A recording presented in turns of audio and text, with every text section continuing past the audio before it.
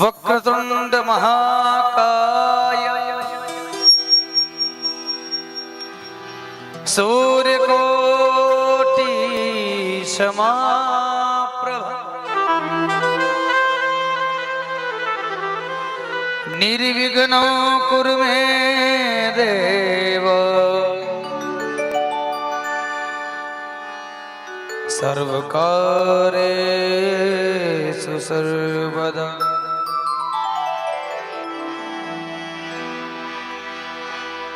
गणपति परिवार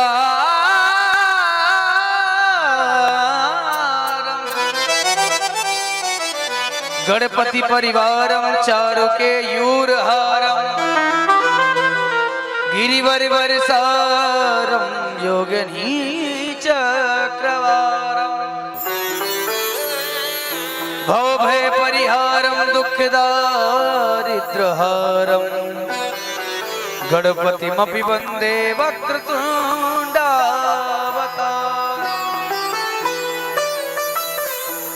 सभी यजमान परम पूज्य सद्गुरुदेव भगवान का पूजन करेंगे। व्यासा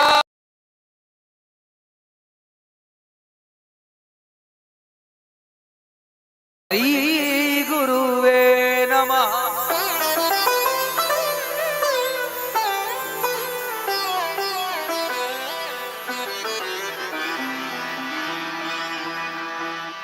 कस्तूरी तिलकम ललाट पटले वक्षस्थले कौस्तुभम् नासाग्रे वरमौक्तिकं करतले नासाग्रे वरमौक्तिकं करतले कस्तूरी तिलकम ललाट पटले वक्षस्थले कौस्तुभम् नासाग्रे वरमौक्तिकं करतले वेणुकरे कंकणम् सर्वांगे हरिचंदनं सुललितं कंठे च मुक्तावली गोपश्री परिवेष्टितो विजयते गोपाल चूड़ामणि। प्रेम से बोले बोले सद्गुरुदेव भगवान की, शिव महापुराण की जय, शंकर भगवान की जय हो। आइए षष्ठम दिवस की पावन बेला पर आप हम सभी एकत्रित हुए और आज की सुंदर कथा में प्रवेश होने के पहले सभी भक्त अपनी जगह में खड़े हो जाएंगे और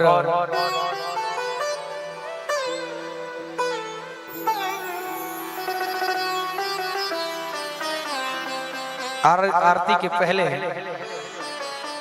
दो पुष्प भगवान के चरणों में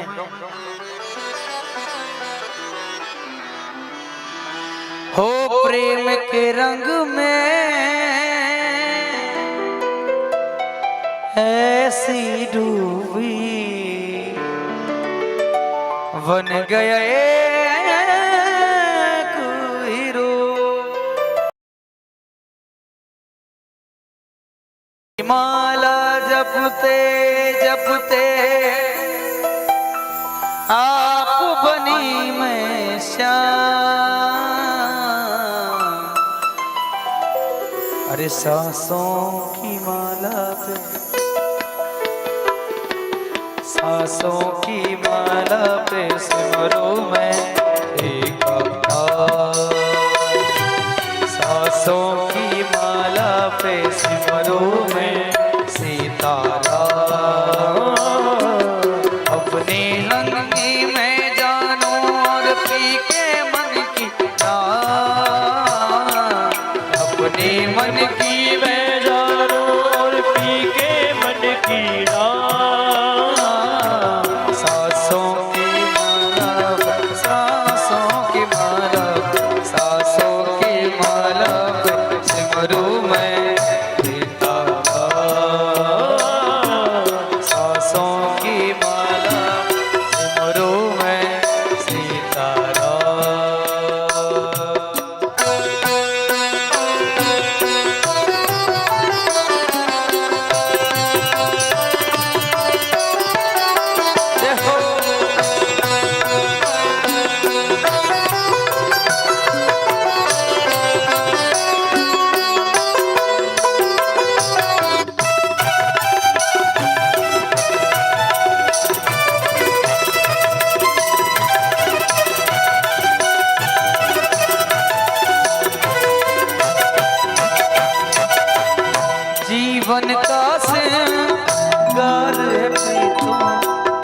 हरि ओम ज्वालामालिन्येन वरदनेश्वरे नमः सर्वोपचारे गन्धाक्षपुष्पाणिं समर्पयामि शुभं करोतु कल्याणं आरोग्यं सुखसम्प्रदां मम बुद्धिं प्रकाशाय दीपज्योति नमो।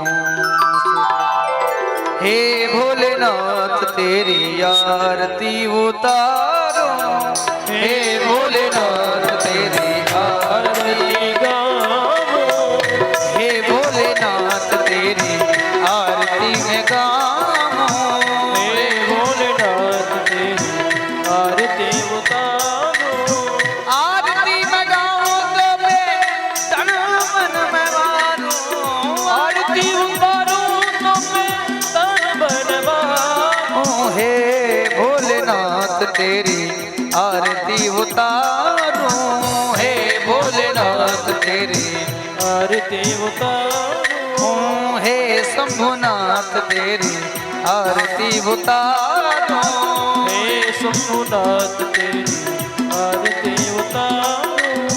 सिर पर सुंदर गंगा सोहे, सिर पर सुंदर गंगा सोहे, प्यारे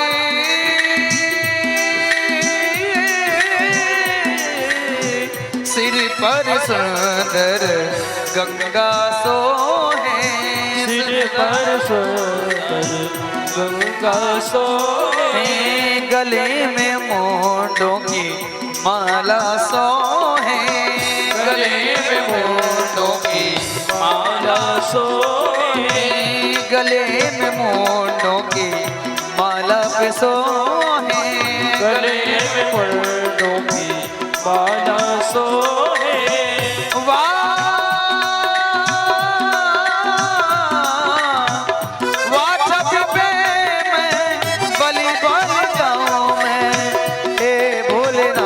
तेरी आरती उतारो, हे शंभुनाथ तेरी आरती उतारो।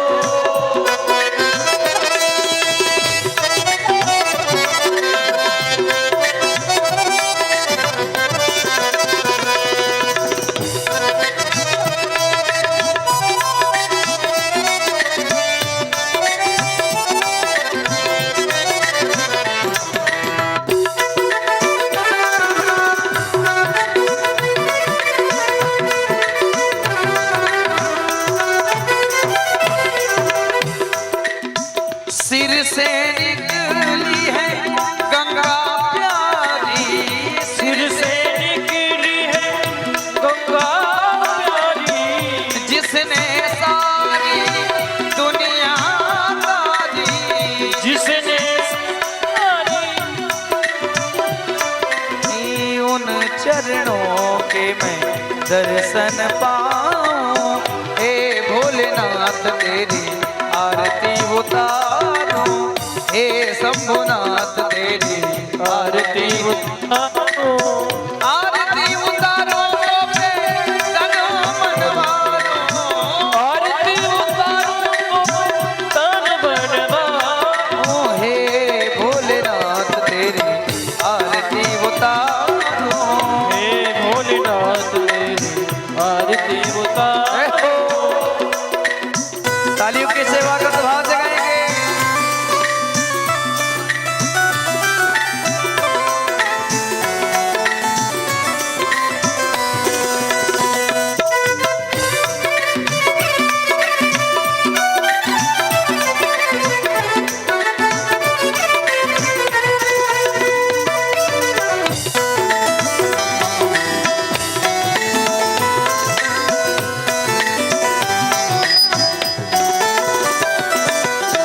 दास अनाथ के नाथ आप हो, दास नाथ के नाथ आप हो, सुख दुख जीवन प्यारे साथ आप हो, सुख दुख जीवन प्यारे साथ आप मैं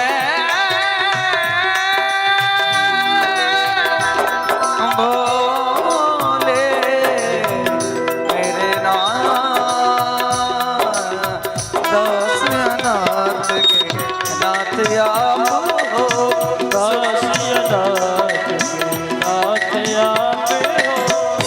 दुख जीवन प्यारे साथ आप हो। सुख दुख जीवन प्यारे साथ आप हो। वाह छवि पे बलि बल जाऊं, वाह छवि पे बलि बल जाऊं। वाह छवि पे बलि बल जाऊं। वाह छवि पे बलि बल जाऊं। श्री भोले भंडारी तेरी आरती उतारूं, भोले भंडारी तेरी आरती उतारो। भोले भंडारी तेरी आरती उतारूं। भोले भंडारी तेरी आरती उतारो। आरती उतारूं तो मैं तन मनवारूं। आरती उतारो तो मैं तन मन मारो। आरती उतारूं तो मैं तन मनवारूं। आरती उतारो तो मैं तन मन मारो। हे भोलेनाथ तेरी आरती उतारूं। हे भोलेनाथ तेरी आरती उतारो। हे शंभुनाथ तेरी आरती उतारूं। हे सोमनाथ तेरी आरती उतारो। हे भोलेनाथ तेरी आरती उतारूं। हे भोलेनाथ तेरी आरती उतारो। कर्पूर गौरम करुणावतारम संसार सारम भुजगेन्द्रहारम सदा वसंतम हृदयारे विरले भवानी चैतन्य त्वमेव माता च पिता त्वमेव त्वमेव बन्धु सखा त्वमेव। त्वमेव विद्या द्रविणो देव त्वमेव सर्वं त्वं देव देव। मंदार माला गुलकाले काली कपाले माला किससे कराई दिगंबराई च दिगंबरा। ओम नमः शिवाय ओम नमः शिवाय ओम नमः शिवाय ओम नमः शिवाय ओम नमः शिवाय ओम नमः शिवाय।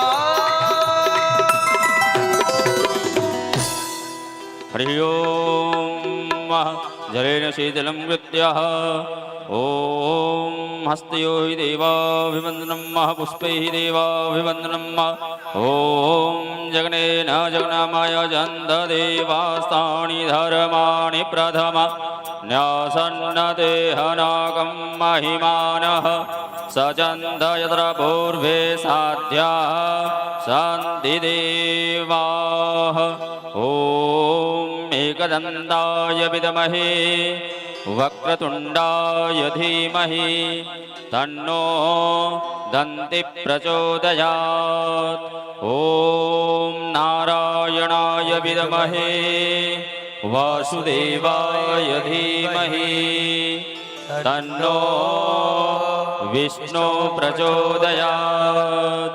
ॐ महालक्ष्मीं च विद्महे विष्णुपत्नीं च धीमहि तन्नो लक्ष्मी प्रचोदयात्।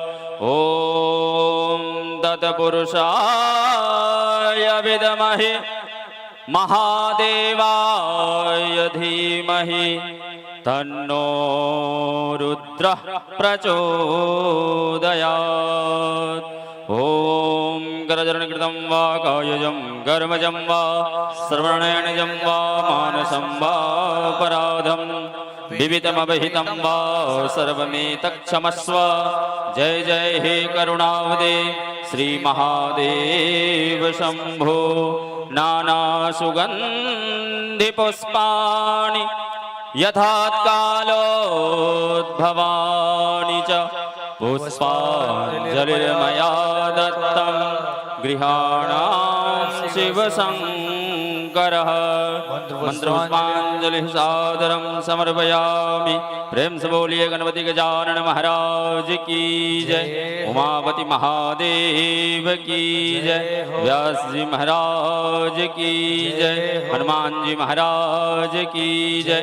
सद्गुरु भगवान की जय।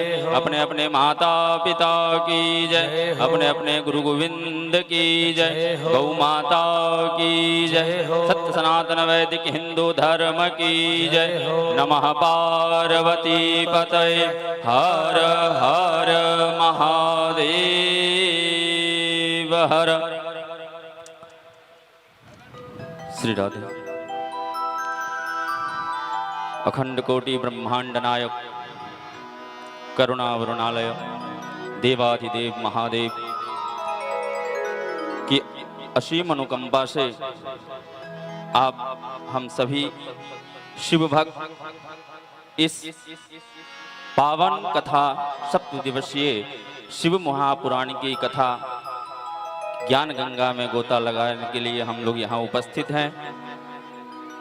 व्यासपीठ पर विराजमान परम पूज्य गुरुदेव श्री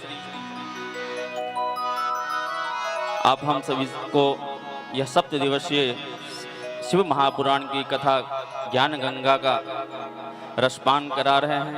आप हम सभी धन्य हैं। कल की कथा हमने श्री गणेश जी, कार्तिकेय जी और माता काली पूज्य गुरुदेव के श्री मुख से कथा का रसास्वादन करवाए। आज कथा का षष्ठम दिवस है और इस षष्ठम दिवस की कथा के मंगल वेला में आप हम सभी यहाँ उपस्थित हैं। आज की कथा भी बड़ी सुंदर कथा, अर्धनारेश्वर बाबा भोलेनाथ, बाबा भूतनाथ की कथा। इस कथा का हम आप सभी आनंद लेंगे और अपने जीवन को धन्य बनाएंगे। अर्धनारेश्वर के रूप में सजीव झांकी भी आप हम सभी के सामने उपस्थित होंगे और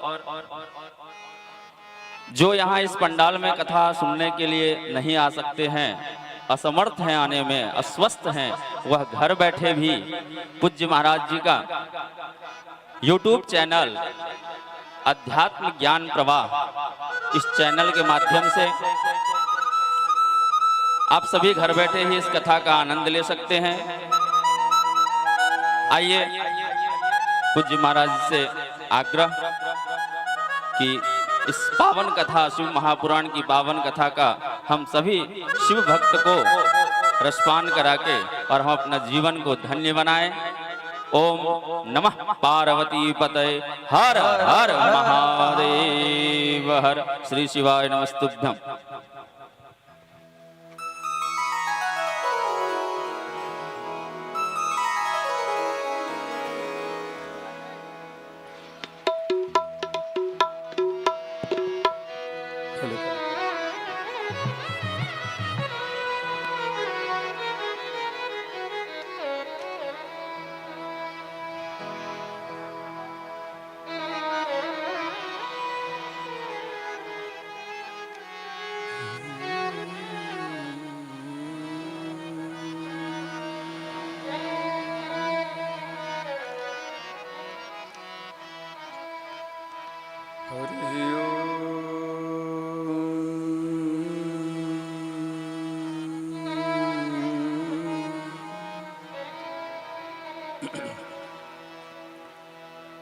स्वस्ति श्री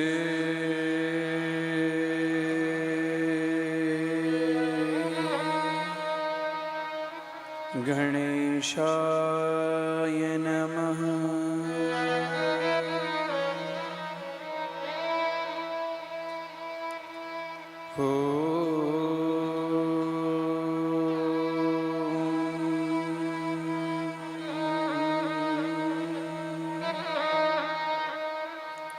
स्वस्ति श्री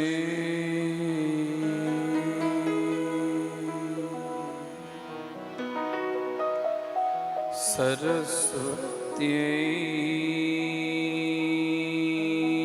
नमः।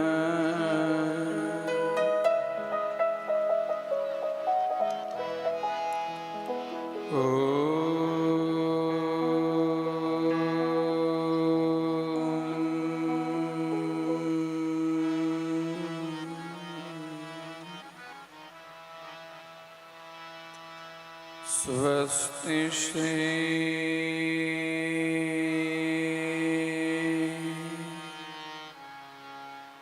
गुरुभ्यो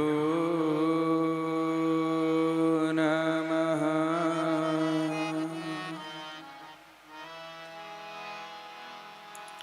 शुक्लांबरधरं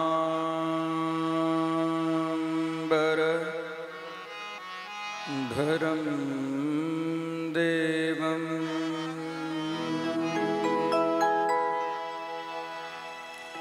शशिवर्णं चतुर्भुजं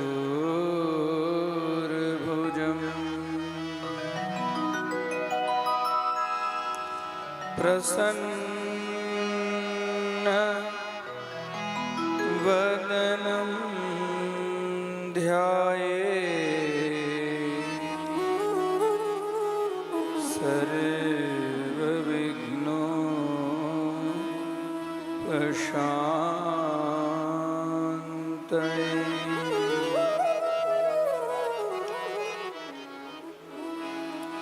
नमस्ते शारदे देवी सरस्वतीमती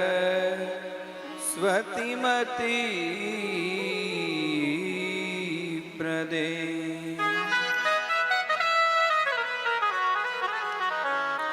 वसत्वं मम जिह्वाग्रे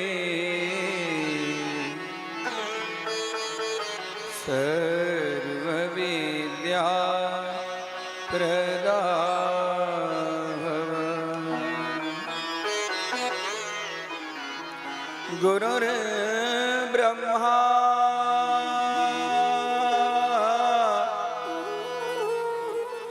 गुरुर्विष्णु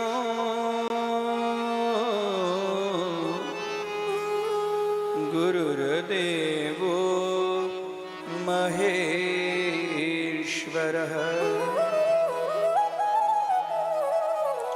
गुरुः साक्षात् परब्रह्मा तस्मै श्री गुरवे नमः। पातु वो नीलकण्ठस्य कण्ठश्यामाम्बुदोपमः गौरीभुजलतायत्र विद्युल्लेखे वराजते।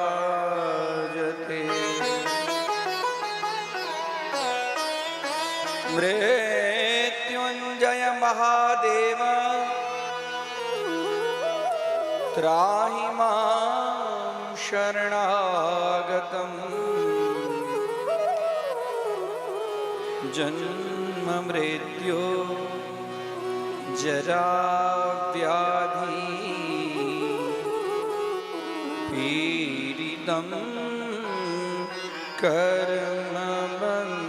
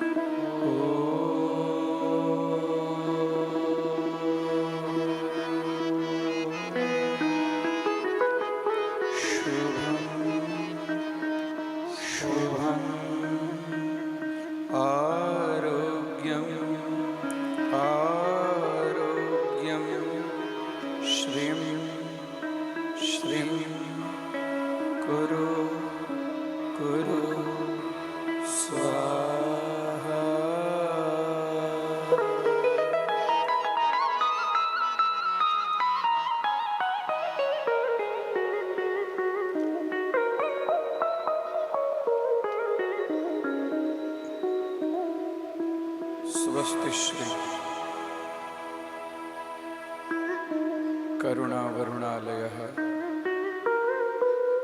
करुणासागरं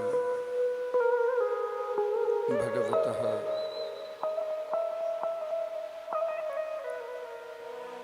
शिवशक्तिस्वरूपः प्रकृति पुरुषस्वरूपः समस्त जगतस्य देवस्य बीजस्वरूपः अहं बीजप्रदः पिता भगवन् महेश्वरः संपूर्ण जगतस्य बीजप्रदाता पिता तस्य कृपा कटाक्षस्वरूपेण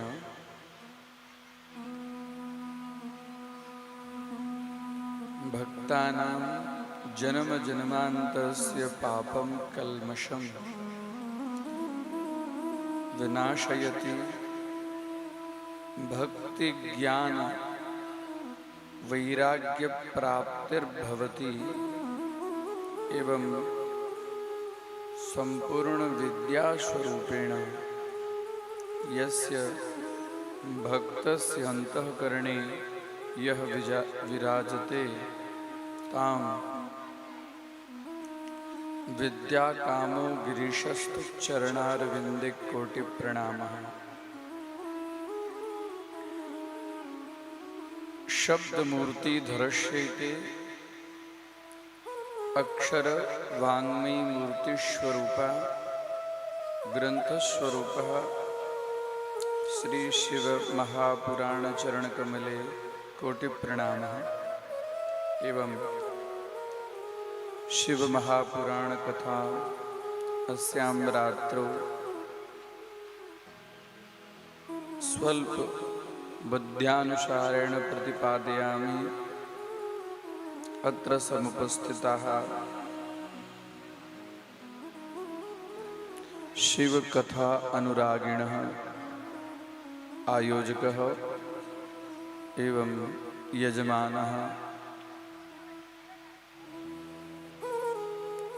समस्त गणेश नगर निवासिनः एवं श्रद्धामयी भक्ति स्वरूपा मातृजनन्याः आगच्छन्तु। शिव महापुराण कथां प्रारम्भयामि। तत्पूर्वं रुद्राष्टकेन प्रतिपादयामि।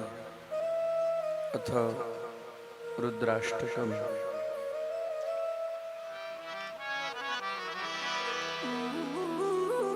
नमामि समीसा नमामि समीसा निर्वाण रूपं विभो व्यापकं वेदस्वरूपं नमामि समीसा निर्वाण रूपं विभुं व्यापकं ब्रह्म वेदस्वरूपं निजो निर्गुणो निर्विकल्पं निरीहं चिदाकाशमाकाशवासं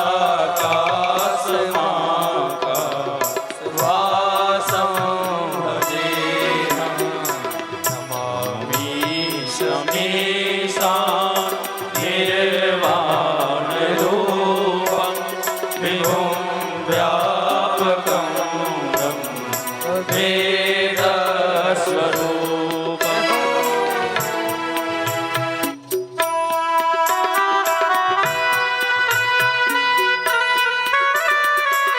तालियों के सेवा करते भाव से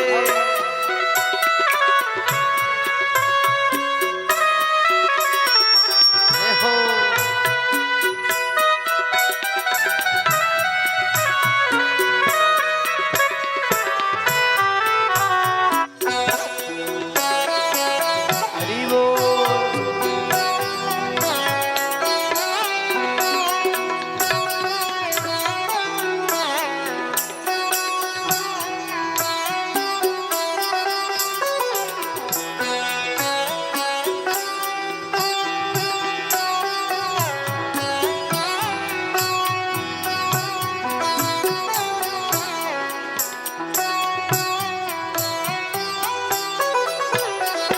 निराकार ओंकार मूलम तुरीयम धीरा ज्ञान गोतीतमीशं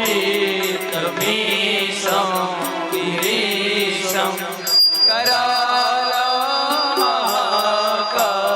करालमहाकालकालं कृपालं गुणागार संसारपारं नतोऽहं तुषारादिशङ्काशगौरं गम्भीरं मनोभूतकोटि प्रवासी शरीरं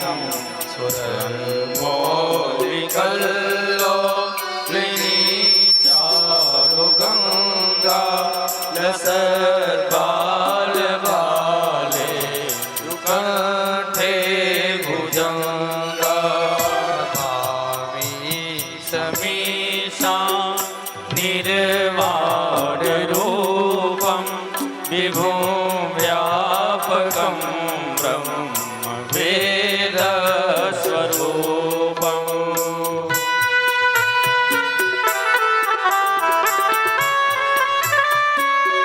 बोले शंकर भगवान की जय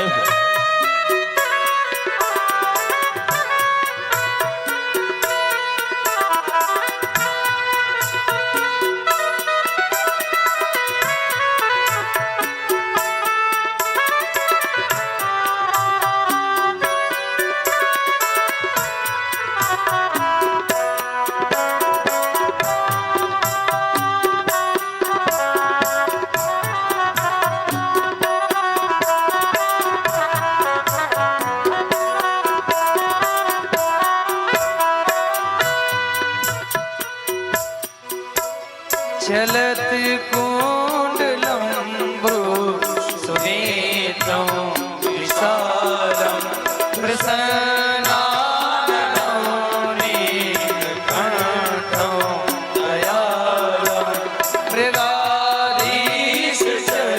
मृगाधीशर्माकरं दयालं प्रियशङ्करं सर्वनाथं भजामि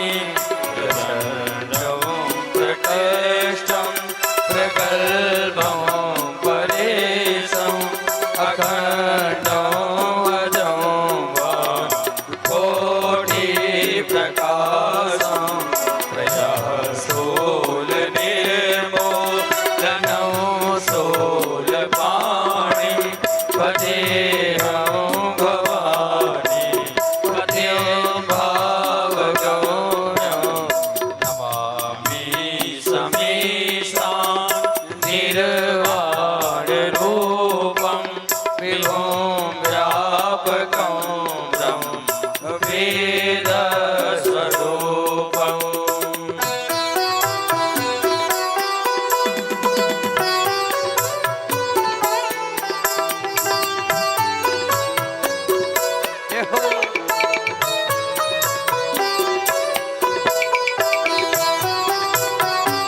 गाइए भाव से गाएंगे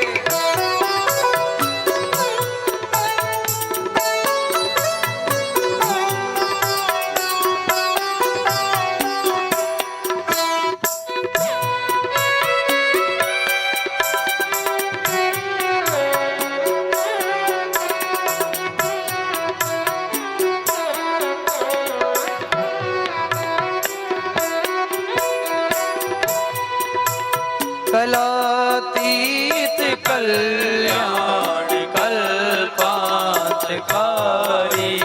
सदा सच्चिदानंददाता मुरारी चिदानंद संतो मोहा बहारी प्रसीद प्रसीद प्रभो मतारी तुम्हारा द्वार भेदा भजन्ति लोके परेवा नराणां सुखं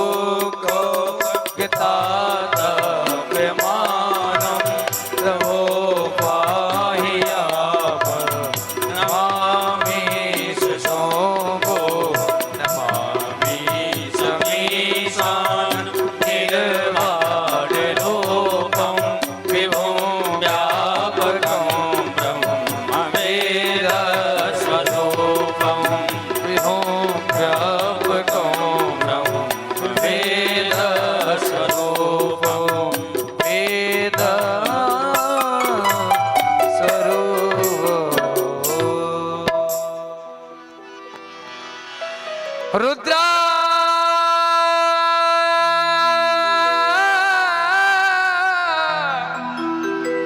रुद्रा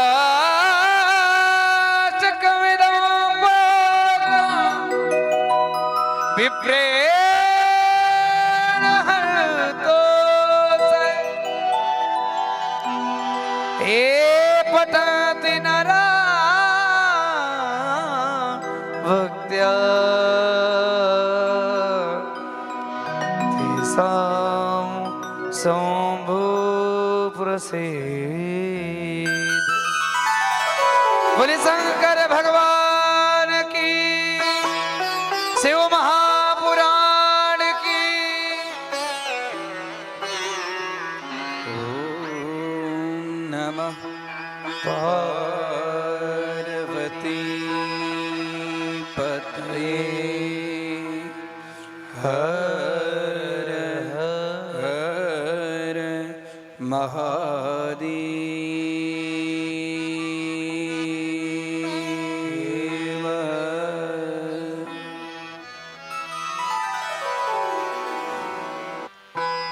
संसार तापदग्धाना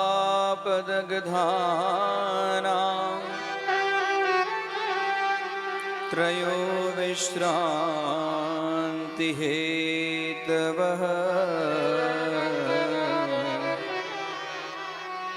अपत्यं च कलत्रं च सतां संगतिरेव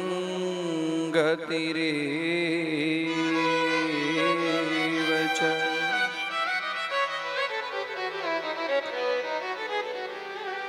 यह जीव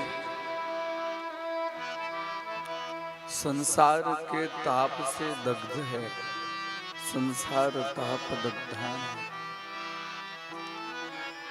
प्रत्येक जीव कोई न कोई दुख, चिंता, व्यथा से ग्रसित है कि नहीं?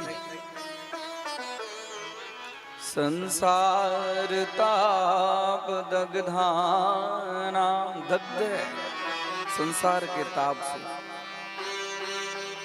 सूर्य के ताप से तो हम आप इतने दग्ध हैं। ग्रीष्मकालीन जब समय आता है तो हमारी आपकी जो दशा है वो बिगड़ जाती है। वो ताप तो दिखाई पड़ता है, लेकिन संसार का ताप से जीव दग्ध तो है, लेकिन संसार का ताप दिखाई नहीं पड़ता है। ऐसे दग्ध जीव के लिए उस जीव को शांति कहाँ मिलेगी? इसके लिए 3 जगह शास्त्र में बताए गए हैं। हमारे महापुरुषों ने, हमारे आचार्यों ने, गुरुजनों ने 3 जगह बताए हैं। त्रयो विश्रांति हेतवः, 3 जगह पर उस जीव को शांति मिलती है। प्रत्येक जीव की ये बात है, कोई आपकी बात हमारी बात नहीं है। संसार में जितने जीव हैं, त्रयो विश्रांति हेतवः। जब बहुत जीव दुखी होता है ना, बाहर के दुख उससे जब रहा नहीं जाता है तो कहाँ आता है? घर में आता है, घर में आता है। दुनिया से लड़के घर में, घर में भी शांति न मिले। अपत्यम, जब बहुत दुखी होता है तो अपने पुत्र को जब देखता है ना, अपत्य शब्द का अर्थ होता है पुत्र। पुत्र को देखने के बाद में उसे लगता है, पुत्र से अपने मन की भड़ास निकालता है। क्या करना? अपत्य जिसको उसने उत्पन्न किया। कोई ऐसे ताप होते हैं कि पुत्र के सामने रखने पर भी वह अपने संताप को दूर नहीं कर पाता। तो कहां दूर करेगा? उसके बाद में जाता है पत्नी के पास। अपत्यम च कलत्रम च। कलत्र शब्द का अर्थ होता है पत्नी, भार्या, जाया। कलत्रम च। और ऐसे ऐसे ताप हैं जो पत्नी के पास में भी जाने से शांति नहीं मिलती है। तो फिर जीव जाएगा। पुत्र के पास में जाता है तो शांति नहीं, पत्नी के पास में जाता है या पत्नी पति के पास में जाते हैं तो शांति नहीं। तो शांति कहाँ मिलेगी? उसे विश्राम कहाँ मिलेगा?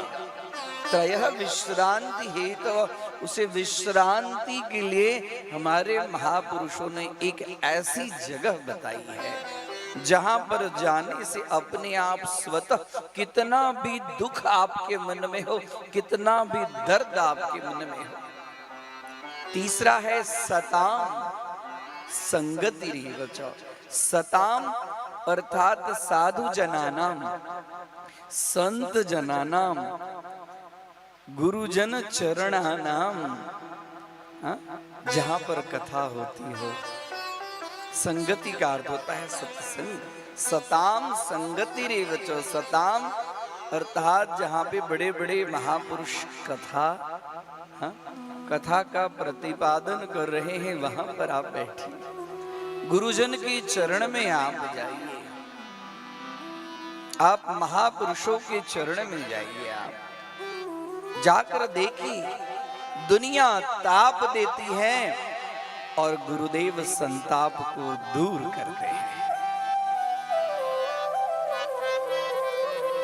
दुनिया का काम है ताप देना और गुरुदेव का काम है संताप को दूर करना।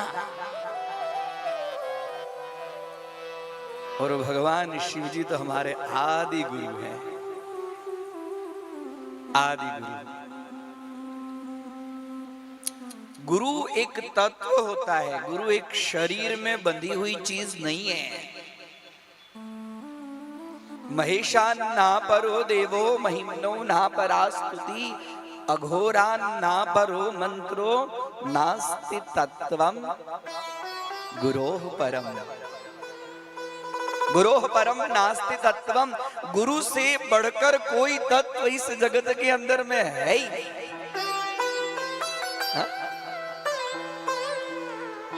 इसके लिए गुरु की महिमा शास्त्र में बहुत है।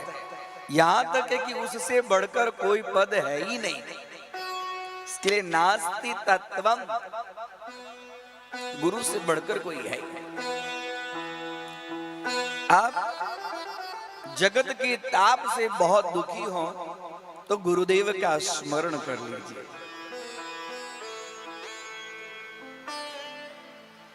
आपको ये कोई जरूरी नहीं है, आपके पास में गुरुदेव नहीं है तो आप कहां जाएंगे? आपके पास में गुरुदेव है। शरीर छोड़ने के बाद में भी वह, जब शरीर छोड़ देते हैं आपने, तो शरीर को गुरुदेव बनाया। गुरुदेव बनाना चाहिए, गुरु करनी चाहिए। चाहिए कि नहीं चाहिए? हाँ, बिनु गुरु हो ही न, बिनु गुरु हो ही न ज्ञान, जो गुरु मिलहि बिरंच समा, फूलहि फलहि निदान, जदपि सुधा बरसहि जलद।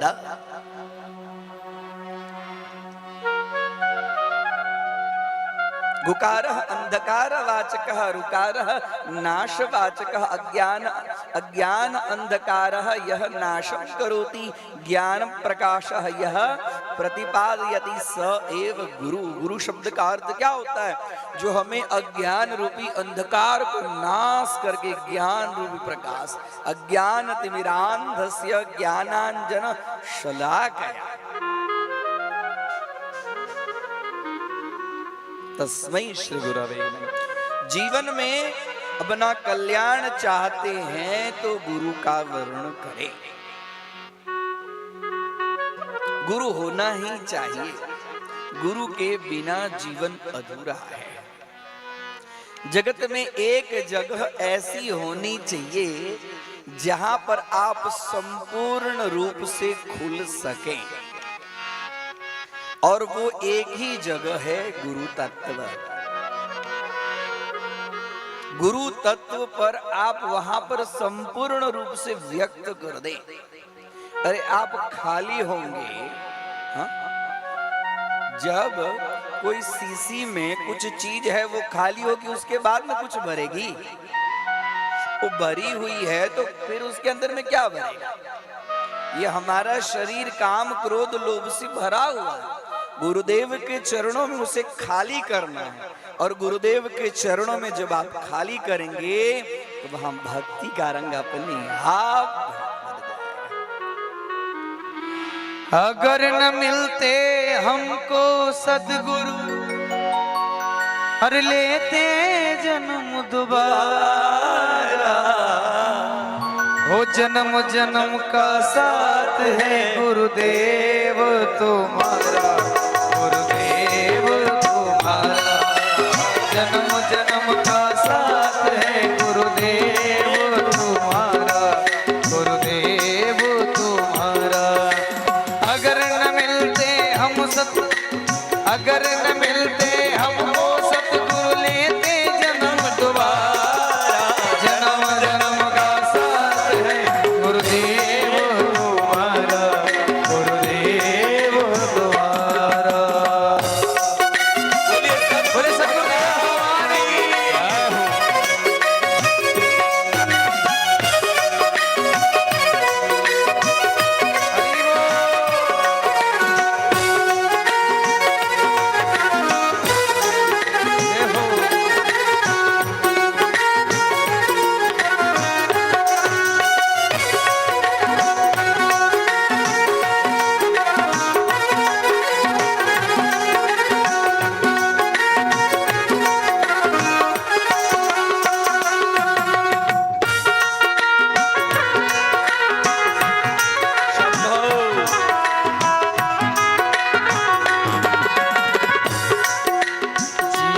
का आधार है तेरा एक सहारा।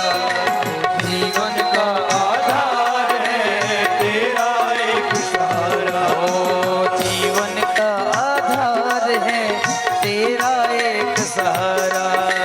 जीवन का आधार है तेरा एक सहारा। अमृत सा रस देता है सतगुरु नाम तुम्हारा। अमृत सा रस देता है सतगुरु नाम तुम्हारा।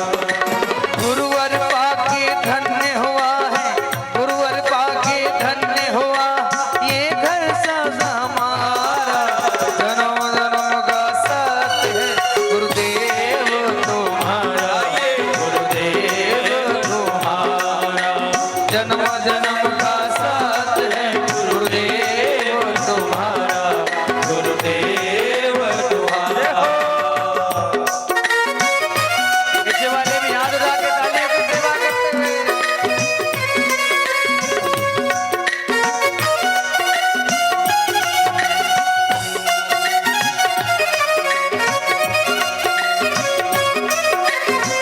हरि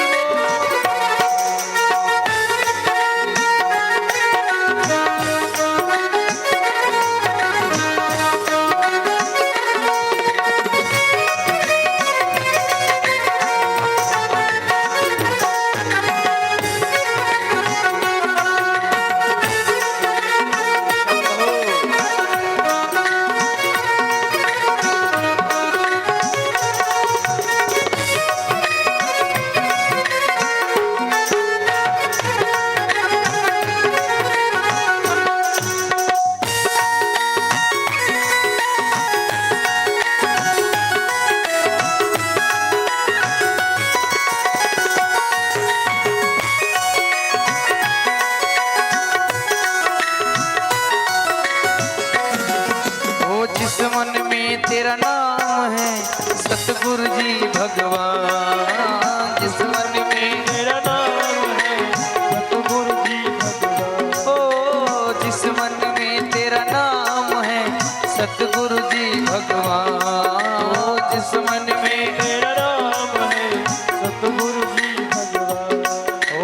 उस प्राणी ने पा लिया जैसे वैकुंठ धाम। उस प्राणी ने पा लिया जैसे वैकुंठ धाम।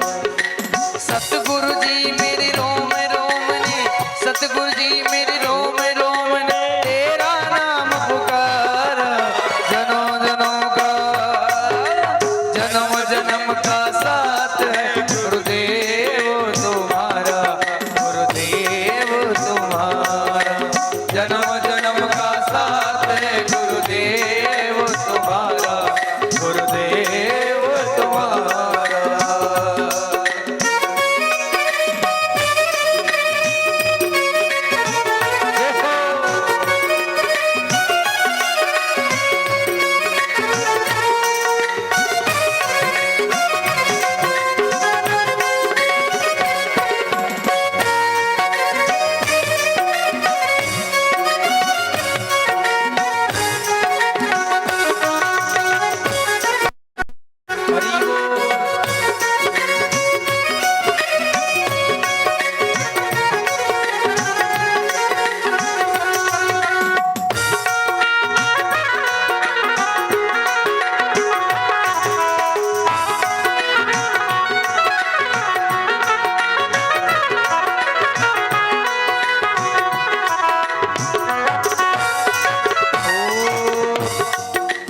तेरे सिवा मेरे मन को गुरु कुछ भी रहे ध्यान।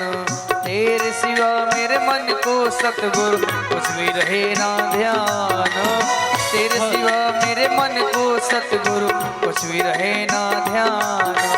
हर पल तुझको ही ध्याऊं दे दो ये वरदान। हर पल तुझको ही ध्याऊं दे दो ये वरदान। कृपा से तेरे तीन लोक में, कृपा से तेरे तीन लोक में होता है उजियारा।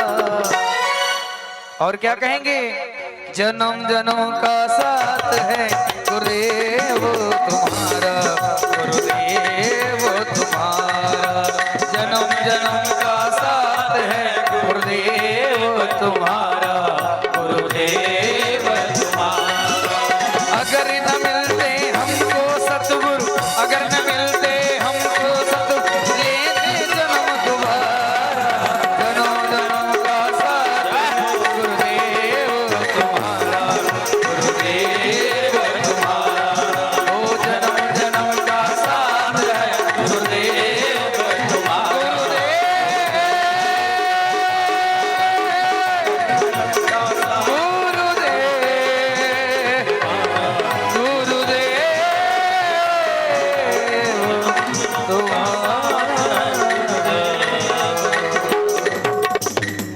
बोले सद्गुरुदेव भगवान की।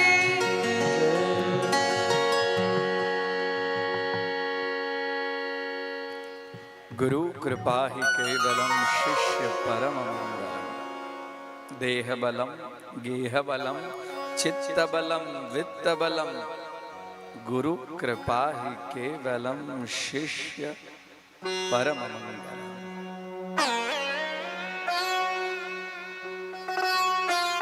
आप लोगों ने कहानी सुनी होगी एकलव्य की, सुनी है ना एकलव्य की कहानी।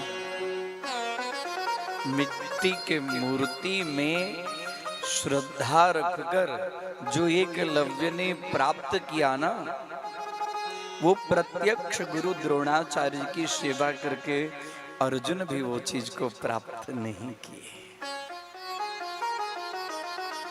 हाँ? है ना दृष्टांत, आज की बात है। नहीं मालूम है क्या? मालूम है ना, तो फिर पीछे क्यों? पकड़ लो चरण गुरुदेव का, भव सागर से पार अपने आप हो जाओगे। दुनिया में जब कहीं जगह नहीं मिले तो गुरुदेव के चरणों में जाइए।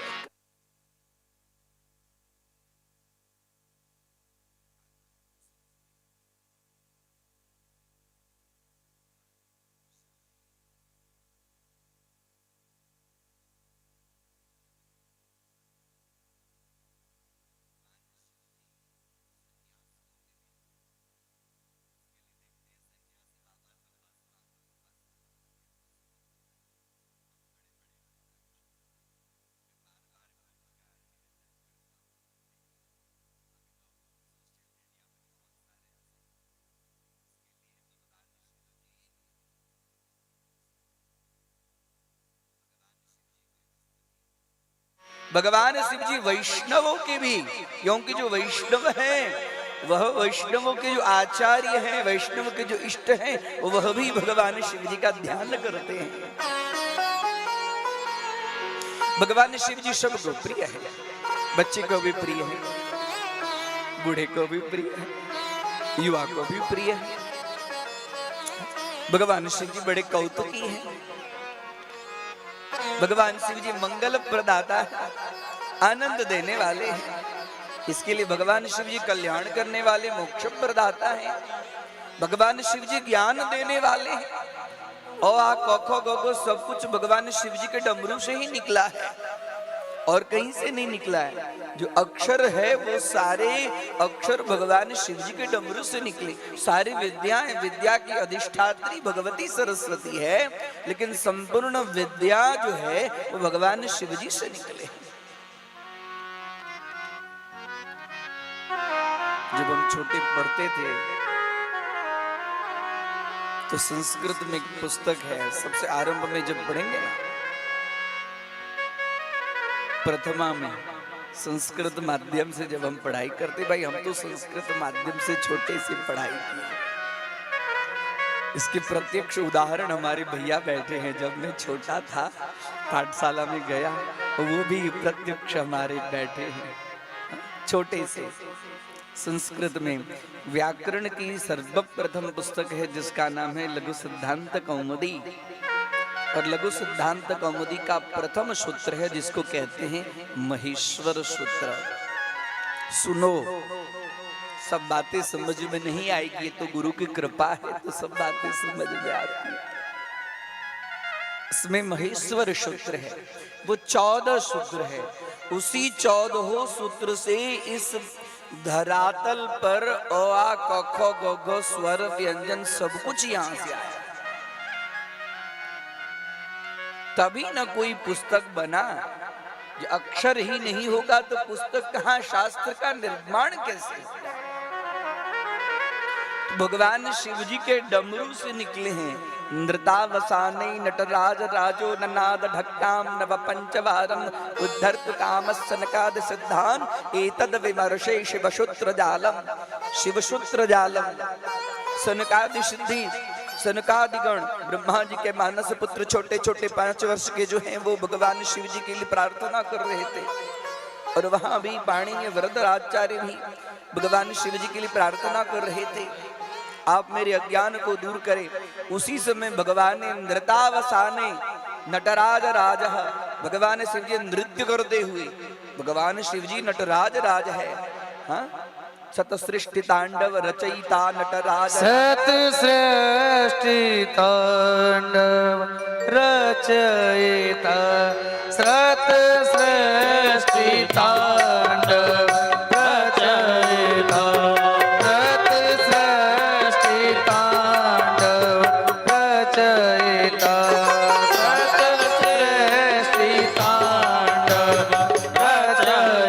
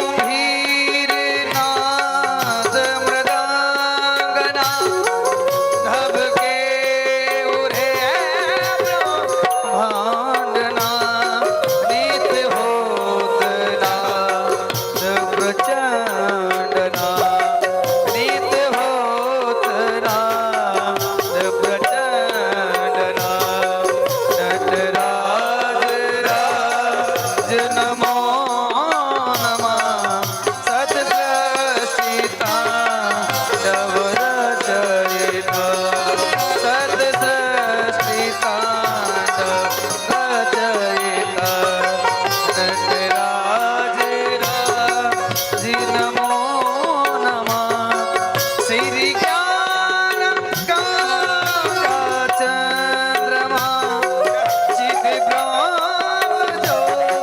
मोती ललाट मां वीस नाग माला काठ मां वीस नाग माला काठ मां नटराज जनवान मां सत सृष्टि तांडव रचयिता सत सृष्टि तांडव रचयिता सत सृष्टि तांडव रचयिता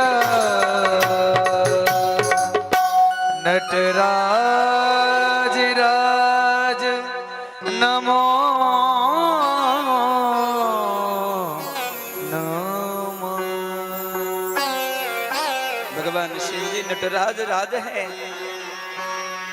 भगवान शिव जी नृत्य के बड़े कुशल हैं, इसके लिए उनका नाम है नटराज राज नमस्तुते। और सनकादि के ऊपर में प्रसन्न होकर नृत्य करने लगे। नृत्यावसाने नृत्य से अवसान, जब नृत्य समाप्त हुआ, नृत्य करते करते करते उनके शरीर में से पसीना आने लगा। नृत्यावसानी नटराज राजो, और उस समय उन्होंने क्या किया, ननाद ढक्काम ढक्काम डमरुम ननादः शब्दः, डमरू बजाना शुरू कर दिए। हाँ, जब भगवान शिव जी वैसे डमरू नहीं बजाते हैं, और जब भगवान शिव जी डमरू बजाते तो समझ लेना चाहिए कि बड़ी कृपा जगत के ऊपर में करते हैं, और कोई दिव्य चीज अपने भक्तों को देने वाले होते हैं, तब वो डमरू बजाते हैं। और उन्होंने डमरू बजाना शुरू किया। ननाद ढक्काम नव पंचवारम, और कितनी बार, 9 और 5, 9 और 5 कितने होते हैं, 14। तो 14 बार उन्होंने डमरू बजाया। ननाद ढक्काम नव पंचवारम उद्धर तुकावः सनकादि सिद्धा, सनक आदि सिद्धों के उनके कामना का उद्धार करने के लिए, हाँ, उनकी कामना को पूर्ति करने के लिए उन्होंने बजाया। अब वो जो 9 और 5 14 बार जो डमरू बजाए, उस डमरू से जो सूत्र निकला, उस सूत्र का नाम हो गया शिव सूत्र। और वही शिव सूत्र से अ क ख ग घ सब उत्पन्न हुआ। सुनना चाहते हैं, सुनना चाहते हैं, सुनो। ये सब चीज जो व्यक्ति जिस विषय में मेहनत करता है उसके पास नहीं होता है। ये व्याकरण की चीज है। यदि व्याकरण नहीं होगा तो शुद्ध शुद्ध न लिखना, न बोलना, न पढ़ना, न समझना कुछ नहीं। मुखम व्याकरणम स्मृतम, इसके लिए ब्राह्मणा नाम निष्कारणो धर्मो षडंगो वेदो ध्येयो गेयश्चेति प्रधानेषु व्याकरणम। 14 बार सुनिए, उसके 14 सूत्र हैं।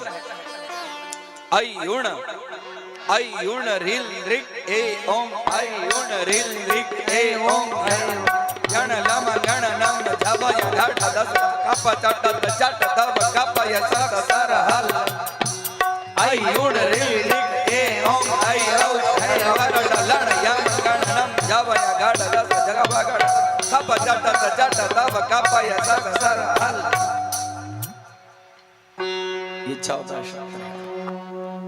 अयुण अ ई उ शुरू, ये उनके डमरू से निकले हैं। ये कोई इंग्लैंड और अमेरिका और दुनिया की भाषा से निकले हुए नहीं है, वहां से निकला हुआ नहीं है। ये जो अ आ क ख ग घ जो हम आप पढ़ते हैं ना, वह सब भगवान शिव जी के डमरू से निकले हुए मंत्र हैं। ये सब, इसको साधारण मत लो। ब्राह्मण देवता जब बड़े बड़े मूर्तियों की प्राण प्रतिष्ठा करते हैं तो अम आम इम ईम ऊम ऊम रीम द्रीम ल्रीम लीम एंग एंग ऐ ऐ औ औ सबके ऊपर में अनुस्वार लगाने से वह सब बीज मंत्र बन जाता है। ये सारी चीज जो है वो भगवान शिव जी के डमरू से निकला हुआ है। इसके लिए भगवान शिव जी है आदि गुरु, आदि गुरु हैं। उनसे बढ़कर पहले कोई गुरु हुआ ही नहीं है। जब देवताओं का कोई कार्य जब पूर्ण नहीं होता है, उनको लगता है हम कहाँ जाएं, तब देवता भगवान शिव जी के पास में जाते हैं। इसके लिए ये सब जो चीज है वो भगवान शिव जी के डमरू से। भगवान शिव जी के आज अवतार की बात थोड़ी कह दें। कल तो आपने उमा के अवतार के विषय में थोड़ी, कालिका की थोड़ी चर्चा आप लोग सुने। शिव के अष्टमूर्ति अवतार, शिव जी 8 स्वरूप में हैं। जल के स्वरूप है में है, यजमान के स्वरूप में है भगवान शिव जी। भगवान शिव जी पृथ्वी के स्वरूप में है। हम आप जो पृथ्वी, इसी के लिए पृथ्वी से ही ना पार्थिव लिंग बनता है। भगवान शिव जी पृथ्वी के, पृथ्वी स्वरूप में उनका अवतार, उनका तत्व है। जल के रूप में उनका तत्व है, अग्नि के रूप में उनका तत्व है, वायु के रूप में उनका तत्व है, आकाश के रूप में उनका तत्व है, क्षेत्रज्ञ के रूप में उनका तत्व है। और सूर्य और चंद्रमा कितने हुए? गिने गिने गिने। 8 हुए कि 7 हुए कि 6 हुए कि 9 हुए? कितने हुए? अष्टमूर्ति है भगवान शिव जी। हाँ? कौन कौन से गिनो? पृथ्वी, जल, अग्नि, वायु, आकाश, क्षेत्रज्ञ, सूर्य और चंद्रमा। 8 हुए कि नहीं हुए? ये भगवान शिव जी की अष्टमूर्ति हैं। और ये 8 मूर्तियां, ये सब जो व्याप्त हुई, वो कैसे कैसे व्याप्त हुई? इसके लिए 8 अवतार भगवान शिव जी ने लिया। शिव जी के बहुत अवतार हैं। लोग कहते हैं शिव जी के अवतार, शिव जी के तो बहुत अवतार हैं। शिव जी के इतने अवतार हैं, ब्रह्मा जी कहें कि बस अब आपके अवतारों की यहाँ जरूरत नहीं है, इतने अवतार हैं। हाँ, बोले आपके अवतार को लेकर मैं क्या करूंगा? आपके जो अवतार होते हैं उनका तो नाश होता ही नहीं है। मुझे तो ऐसे संतान की उत्पत्ति करनी है जो जन्मे और मरे भी।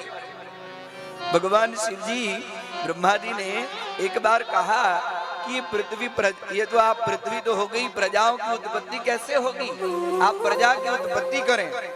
तो भगवान शिव जी ने क्या किया कि अपने शरीर के अंग में से अपने जैसे ही रूप का उन्होंने, अपने ही जैसे रूप का, और असंख्य असंख्य गण के रूप में उनके शरीर से निकले। अब ब्रह्मा जी बोले बस बस बस बस, आपके जितने अवतार हैं वो तो कभी मरने वाले ही नहीं है। मुझे तो ऐसे जीव की उत्पत्ति कीजिए जो जन्म मरणा धर्म हो। तो भगवान शिव जी कह के, हमको ऐसे अवतार उत्पन्न करने नहीं आता है, हमको ऐसे प्रजाओं की सृष्टि उत्पन्न करने नहीं आती जो जन्मे और मरे। मैं तो ऐसे सृष्टि उत्पन्न करता हूं जो एक बार जन्म लिया हो फिर से मरने की बात है।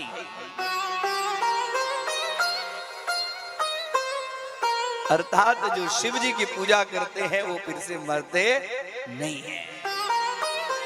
मरेंगे तब न जन्मेंगे, मरते ही नहीं है। तो भगवान के चरणों में चले जाए। ये तो धर्म, ये मनुष्य का धर्म है। मरता कौन है? जिसका जन्म होता है वो मरता है। किसका जन्म होता है? शरीर का जन्म होता है, शरीर मरता है। और भगवान शिव जी के पास में कौन जाएगा? शरीर तो जाएगा नहीं, ये तो पंच विकार से ग्रसित शरीर है। तो शिव जी के पास में कौन जाएगा? जो मरेगा नहीं, और मरेगा नहीं तो फिर जन्मेगा नहीं, और जन्मेगा तो मरेगा। पुनरपि जननम पुनरपि मरणम पुनरपि जननी जठरे शयनम। ये मरेगा नहीं कैसे? वो जन्म तो ले लिया, जन्म लेने के बाद में शिव महापुराण कथा की सुनने के बाद, शिव जी की पूजा करने के बाद, शिव जी के भक्ति में अनुराग रखने के बाद, अपने मन को शिवमय बनाने के बाद में उसका मन शिव के चरणों में चला जाता है। और उसके बाद वो नहीं,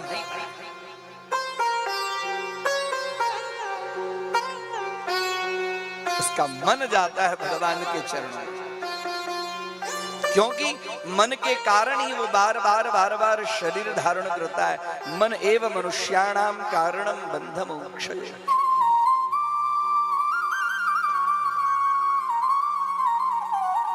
भगवान शिव जी कहते हैं कि मैं, मेरे चरण में जो आता है उसे फिर से गर्भवास नहीं होना पड़ता है। मैं कल्याण करने वाला हूँ, कल्याण कर देता हूँ। मेरा नाम ही है सम शिवम भद्रम मंगलम कल्याणम शुभम। जो शिव की कथा सुनता है उसका निश्चित रूप से कल्याण होता है, उसमें कोई संशय है ही नहीं। जो 7 दिन नहीं सुने कोई बात नहीं, जो एक दिन भी सुने, शिव महापुराण की एक श्लोक को भी 7 दिन में जिसने सुना ना, उसकी निश्चित रूप से उसकी गति है। शिव महापुराण कहती है कि जिसने शिव महापुराण सुन लिया, पहले दिन आप लोगों ने सुना कि नहीं सुना? कैसे कैसे लोग शिव महापुराण की कथा सुने ना, ब्राह्मण दुराचारी सुना और गति होती। उसको शिव तत्व के विषय में कोई ज्ञान भी नहीं हुआ, खाली सुना, कान से सुना, भान भी नहीं है, खाली शिव महापुराण जो सुनेगा उसका फिर से जन्म नहीं होगा। 7 दिन नहीं सुने, वो एक दिन कम से कम सुने। एक दिन में भी पूरा समय नहीं दे सके, 1 घंटा सुनो, लेकिन सुनो, ऐसा सुनो जो शिव महापुराण के ज्ञान अंदर जाए। अंदर भगवान ने 2 कान दी है, हाँ? एक इधर से और एक इधर से, सीधे बाईपास हो जाता है, बाहर निकल जाता है। वैसे नहीं सुनना है, अंदर उतारना है, हृदय में। हाँ, भगवान का निवास कहाँ पर होता है? हृदय को कमल कहा गया है, हृदय कमल कहते हैं। हृदय कमल में पहले उतारो और उसके बाद में पेट में ले जाओ उसको। पेट में भोजन कहाँ पे ले जाते हम आप? पेट में। जब तक पेट में नहीं जाता तब तक पचता नहीं है, और जब पचता नहीं है तो कुपच हो जाता है, और कुपच हो जाता है तो रोग होता है। तो शिव महापुराण की कथा को हृदय के मार्ग से अंतःकरण में उतार कर पेट में उसको पचाओ। और जब ज्ञान को पचाओगे तो आपकी बुद्धि में आएगा, आपकी बुद्धि में आएगा तो आपके आचरण में आएगा, और जब आपके आचरण में आएगा तो आपका जीवन धन्य हो जाएगा और शिव महापुराण की कथा सफल हो जाएगी। आज तो बड़े बड़े देवता से कथा सुनने के लिए आए। शिव महापुराण की कथा जहां होती है वहां भगवान शिव के गण अपने आप आ जाते हैं। आ जाते कि नहीं आ जाते? कौन किस रूप में आता कोई किसी को मालूम। नमः शिवाय, ओम नमः शिवाय, हर हर भोले नमः शिवाय, नमः शिवाय, गाइए भाव से। शिवाय, हर हर भोले नमः शिवाय, नमः शिवाय, नमः शिवाय, हर हर भोले नमः शिवाय, नमः शिवाय, नमः शिवाय, हर हर भोले नमः शिवाय, नमः गाइए भाव से। नमः शिवाय, हर हर भोले नमः शिवाय। इससे बढ़कर कोई मंत्र नहीं है। जब खाली समय मिले, जब लगे कि मन इधर उधर शांत हो गया है, सभी प्रेम से तालियां बजाते हुए नमः शिवाय, नमः शिवाय, हर हर भोले नमः शिवाय, नमः शिवाय, नमः शिवाय, हर हर भोले नमः शिवाय। पीछे वाले भी हाथ उठा करके तालियों की सेवा करते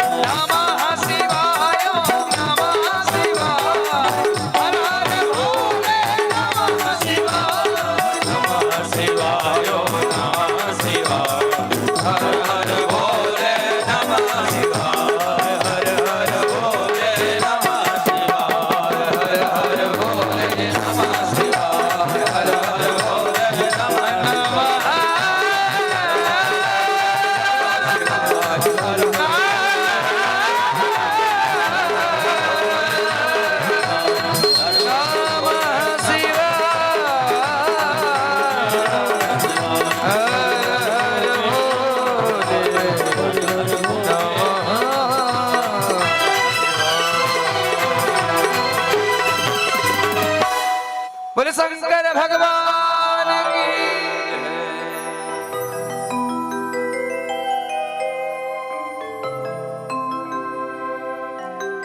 शिव महापुराण कहती हैं एक बार अत्रि ऋषि और अनुसुईया माता दोनों तप कर रहे थे। सुनिए भगवान शिव जी के अवतार के विषय में। अभी तो आपने सुना कि भगवान शिव के असंख्य वेद मंत्र में वर्णन मिलता है। असंख्याता सहस्त्राणि जे रुद्राः, असंख्याता सहस्त्राणि, एक दो थोड़ी है, वो असंख्य है। अत्रि और अनुसुईया दोनों बैठ के तप कर रहे थे। और तप कर रहे थे तो कोई एक देवता के लिए नहीं, तप ये कर रहे थे कि जो इस प्रकृति को चलाने वाले देव हैं, प्रकृति को चलाने वाले जो देव हैं उनके लिए वो तप कर रहे थे। और तप कर रहे थे पुत्र की प्राप्ति के लिए, कि वो परब्रह्म आए और परब्रह्म आकर हमें दर्शन दे और हमें पुत्र प्रदान करे।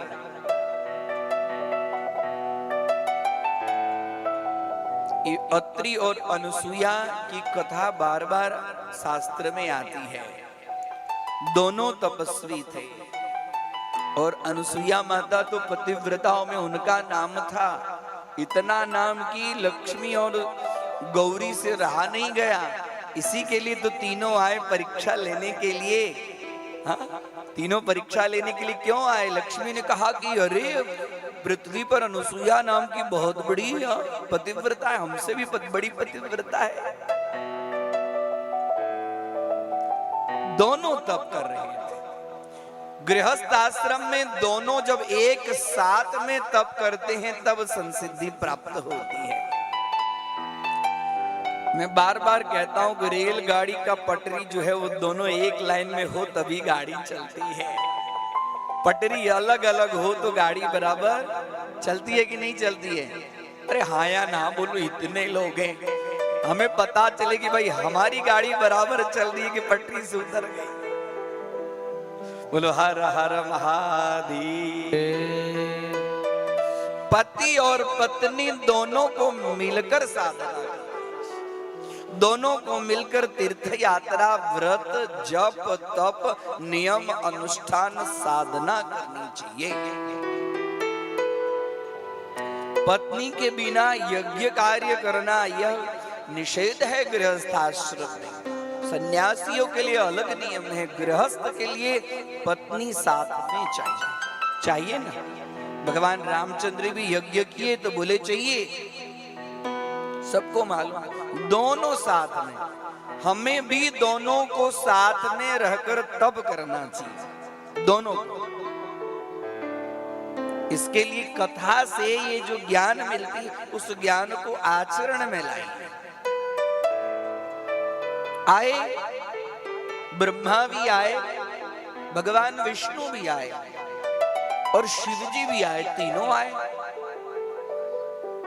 अब अत्रि ऋषि हाथ जोड़े और उन्होंने कहा भाई हमने तो एक देवता की आराधना की, एक देवता की उपासना की, आप तो तीनों आ गए, ब्रह्मा भी आ गए, विष्णु भी आ गए, हमने तो एक ही देवता की पूजा की, उनका ही हमने स्मरण किया। भाई ये जो जगत को जो चलाने वाले हैं, प्रकृति को जो चलाने वाले हैं, वो देव आकर हमें मनः अभिलषित कामना की पूर्ति करेगा। तो तीनों कहते हैं कि प्रकृति को चलाने के लिए हमें तीन मिलकर हम प्रकृति को चलाते, कोई एक मिलकर प्रकृति को नहीं चला सकता। इसके लिए आपने जिनका स्मरण किया वो तीनों मिलकर हम एक हैं। हम तीनों त्रिदेव मिलकर एक हैं। तो बोले कि आप त्रिदेव को वंदन, त्रिदेव को प्रणाम। बोले वरम ब्रूहि, वरदान मांगो आप। बोले मैं तो पुत्र की कामना के लिए, तो जब आप तीनों हम पर प्रसन्न हैं तो आप तीनों हमें पुत्र प्रदान करने की कृपा करें। तो सर्वप्रथम ब्रह्मा जी बोले कि जाओ हम तुम्हारे पुत्र के रूप में उत्पन्न होंगे। और ब्रह्मा जी अत्रि और अनुसुईया दोनों को पुत्र के रूप में चंद्रमा के रूप में उत्पन्न होंगे। चंद्रमा। अब भगवान नारायण थे, विष्णु भगवान थे, उन्होंने कहा कि हम भी आपके पुत्र के रूप में आएंगे। बोले तीनों देव में हम श्रेष्ठ हैं, इसके लिए ब्रह्मा विष्णु महेश तीनों के अंश से आएंगे आपके पुत्र के रूप में। और वो पुत्र के रूप में आ गए दत्त भगवान। बोलिए दत्तात्रेय भगवान की जय। इसके लिए एक मूर्ति त्रयो देवाः ब्रह्म विष्णु महेश्वराः।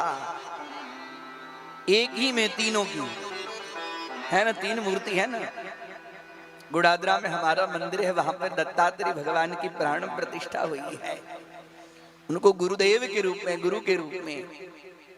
मैं पहले ही कहा कि भगवान शिव जी आदि गुरु हैं, दत्तात्रेय भगवान आदि गुरु हैं। दत्तात्रेय गुरु की जहां वर्णन मिलती है वहां पे दत्तात्रेय भगवान का स्मरण किया जाता है। क्यों? उन्होंने 24 गुरु किए, 24। सब गुण के लिए, सब लक्षण के लिए उन्होंने एक एक गुरु को किया। चतुर्विंशति तत्वज्ञ। हमारे सनातन धर्म में 24 तत्व हैं। गायत्री मंत्र में 24 तत्व हैं, 24 अक्षर हैं।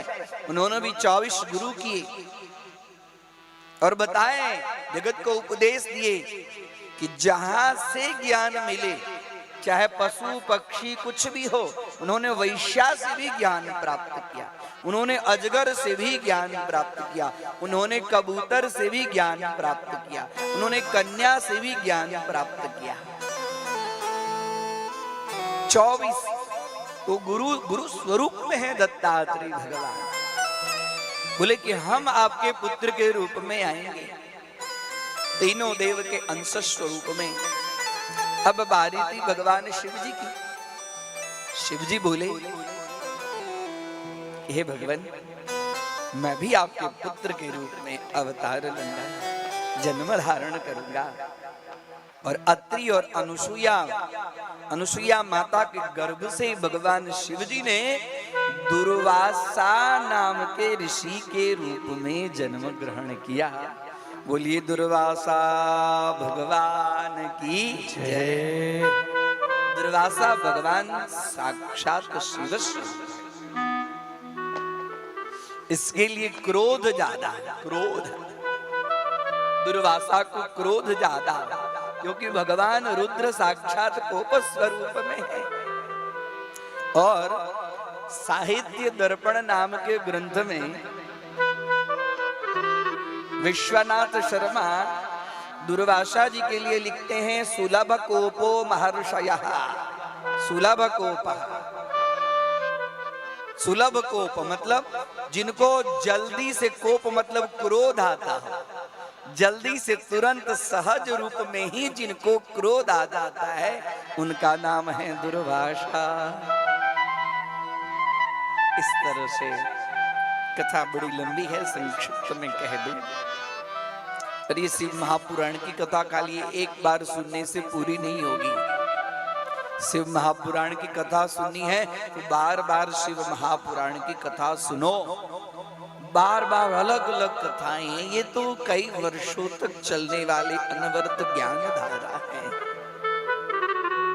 हम ये चाहेंगे कि 24,000 श्लोक का 7 दिन के अंदर में क्या न्याय करेंगे।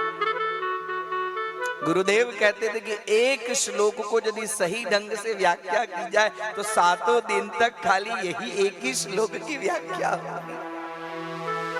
और इसमें तो 24,000 श्लोक हैं, जो प्रत्येक श्लोक शिव तत्व का ज्ञान कराने वाले हैं, शिव तत्व का ध्यान कराने वाले हैं। अब ब्रह्मा जी कहते हैं कि नारद जी, अब भगवान शिव जी के दूसरे अवतार का वर्णन आप सुनिए। उनका दूसरा अवतार है हनुमान अवतार। भगवान शिव जी को हम रुद्रावतार कहते हैं। कहते हैं ना, अरे हाँ कहो, कहते हैं ना, मैं जबरदस्ती आप लोगों से आ गया, क्योंकि जिस बात के ऊपर में जोर दिया जाए ना, सबका ध्यान वहां पर आकर्षित होता है। भगवान हनुमान जी को आज हनुमान जी का दिन है ना, उनकी कथा होनी चाहिए। हाँ, और उसमें भी आप लोगों को मालूम हो कि ना हो, अभी जो आप लोग सुन रहे हैं ना, वो गुप्त नवरात्रि है। गुप्त नवरात्रि के अंदर में तृतीया अर्थात साक्षात शक्ति, और शिव साक्षात शिव और शक्ति के बिना तो संभव ही नहीं है। नवरात्रि में शिव और शक्ति की उपासना, और उसमें भी दिन कैसा।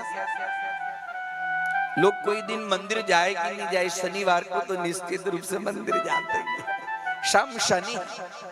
शम शनि जो सत्कर्म के तरफ में बढ़ाए हुए हैं शनि, और उनको प्रसन्न करने के लिए हम, और वो है साक्षात रुद्र स्वरूप।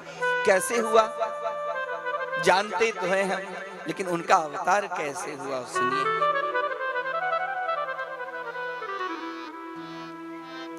जब समुद्र मंथन हुआ, कथा मालूम है ना, भागवत की कथा है।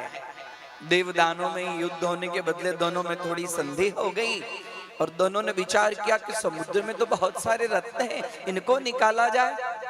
तो उन लोगों ने क्या किया कि समुद्र मंथन का उद्योग किया, और समुद्र मंथन के उद्योग में 14 रत्न निकले। पहला निकला विष, और अंतिम में अमृत, और बहुत सारे कामधेनु हैं, बहुत सारे ऐसे रत्न हैं, चंद्रमा है, कौस्तुभमणि है, ऐरावत हाथी है, उच्च श्रवा नाम के घोड़ा है, कल्पवृक्ष है, धन्वंतरी है, और अंत में अमृत जब निकला तो फिर दोनों में लड़ाई हुआ कि हम पिएंगे तो भगवान ने क्या किया, भगवान ने वहां पे मोहिनी अवतार, मालूम है ना कथा। और फिर क्या कि भगवान ने मोहिनी अवतार लेकर देवताओं को अमृत पिला दिया। देवताओं को अमृत पिला दिया, उसमें से बीच में घुस गया राहु और केतु हो गया। जब ये बात पता चला भगवान भोलेनाथ को कि भगवान ने मोहिनी अवतार ले लिया, तो भगवान शिव जी बड़े कौतुकी है। उनको लगा कि भगवान विष्णु ने ऐसा कौन सा अवतार लिया जो सब संपूर्ण जगत को मोह लिए, देवताओं को भी मोह लिए, दानव को भी मोह लिए, जरा हमें भी उस अवतार को मैं भी देखता। भगवान शिव जी बड़े कौतुकी है, ऐसी चीज में उनका बड़ा मन लगता है। भगवान नारायण से प्रार्थना की, आपने मोहिनी अवतार ले लिया, लेकिन मैंने आपके मोहिनी अवतार को देखा नहीं, आप हम पर कृपा करके उस मोहिनी रूप का मुझे दर्शन कराइए। जैसे भगवान ने प्रार्थना की, कुछ क्षण के बाद में देख रहे हैं, और भगवान तो सर्वांतर्यामी है, समझ गए कि भोलेनाथ को हमारा रूप प्रिय लग गया, अच्छा लग गया, हमारे रूप को देखना चाहते हैं। और यहाँ तो पता नहीं, उसके बाद में तो फिर से भोलेनाथ अपने काम में लगे, आगे देख रहे हैं एक 16 वर्षीय नवयुवती कन्या गेंद को अपने हाथों से उछाल रही है, और गेंद को हाथों से उछाल रही है, और गेंद नीचे गिर गया, और उनका पल्लू थोड़ा सा हवा के कारण बाहर निकल गया। और ये देखने के बाद में तो शिव जी की नजर वही, शिव जी को मालूम नहीं कि भगवान का ये मोहिनी अवतार है, शिव जी को मालूम नहीं। और वो जो कन्या जो गेंद इधर उधर कर रही थी, और हवा के झोंके से वो तो उसके पीछे लट्टू हो गए हमारे भोलेनाथ, पीछे पीछे दौड़ने लगे। वो कन्या आगे आगे थोड़े से ठुमक कर, भगवान नारायण जब लीला करे तो कौन उनको समझ सके, लीला पुरुषोत्तम है वो तो, लीलाधर है, उनके जैसा लीला कोई कर ही नहीं सकता। जो माँ पालन की है वो समझ नहीं सकी कि मेरा पुत्र परब्रह्म है, कोई समझ नहीं पाए, कोई उनको समझ पाए। भगवान शिव जी भी उनके माया से मोहित हो गए, उनके पीछे भी जाए। अब वो जल्दी जल्दी जा दौड़ रही, और भगवान भोलेनाथ पीछे पीछे जल्दी दौड़ रहे, और दौड़ते दौड़ते हवा का वेग आ रहा है, उनके शरीर के वस्त्र इधर उधर खिसक रहे हैं। अब तो भोलेनाथ की हालत खराब, और भोलेनाथ की हालत खराब, भोले बाबा पीछे पीछे। और इधर भगवान नारायण, मोहिनी भगवान आगे, मोहिनी भगवान दौड़ रहे, पीछे पीछे भोले बाबा भी देख रहे कि मुझे तो कोई देख नहीं रहा है, वो भी पीछे पीछे दौड़ते दौड़ते दौड़ते भगवान, हाँ उस समय पुनः कामदेव ने जोर किया, भगवान शिव जी का जो शरीर था वह काम ज्वर से प्रदीप्त हुआ और भगवान शिव जी का तत्व वहां पर स्खलित हो गया।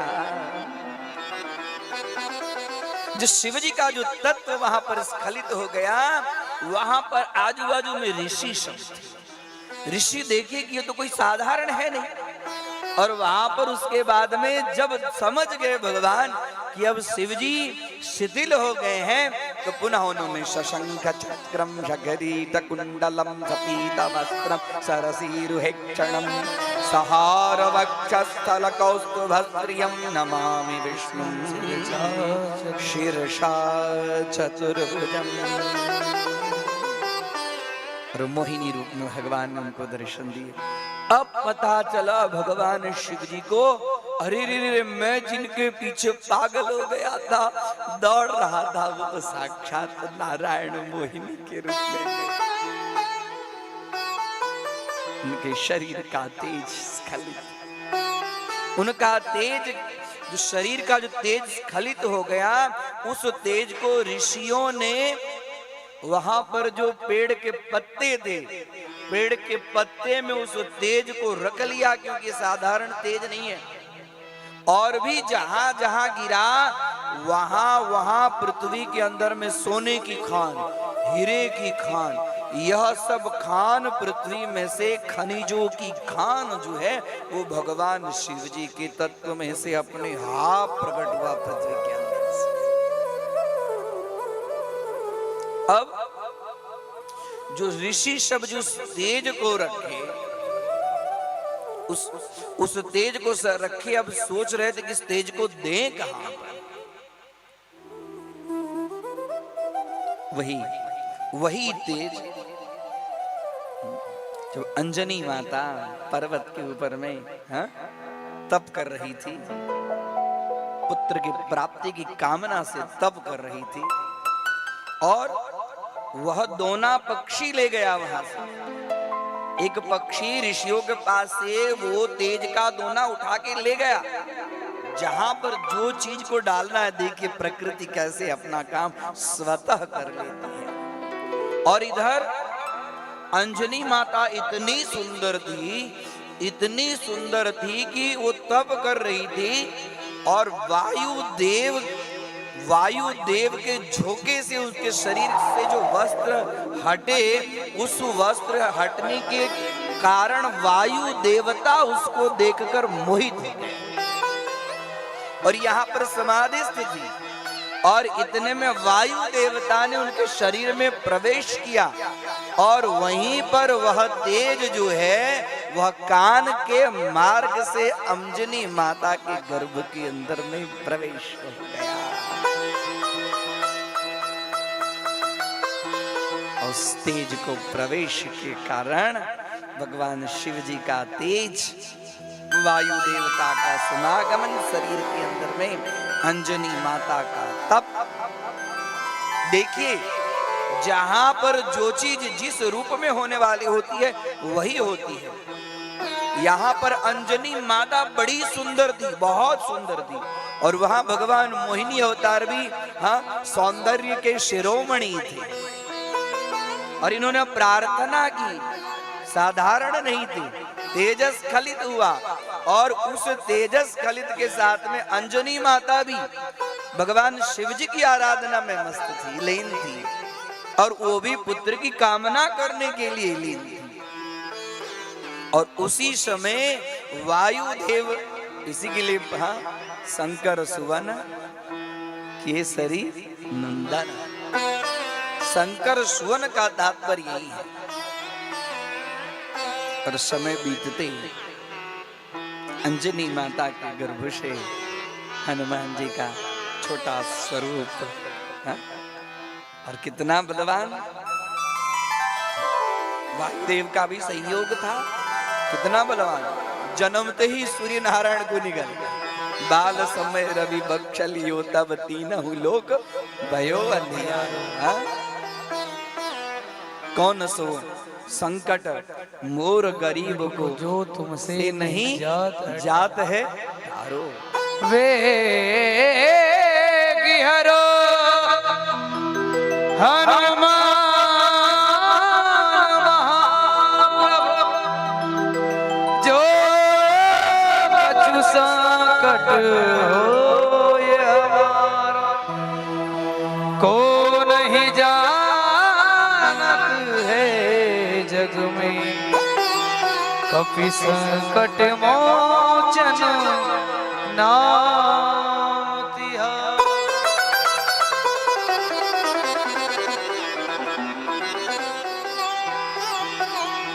इसके लिए वही हनुमान जी का अवतार, सब देवता सब प्रार्थना करने लगे, पूरे अंधकार ही अंधकार, अंधकार ही अंधकार।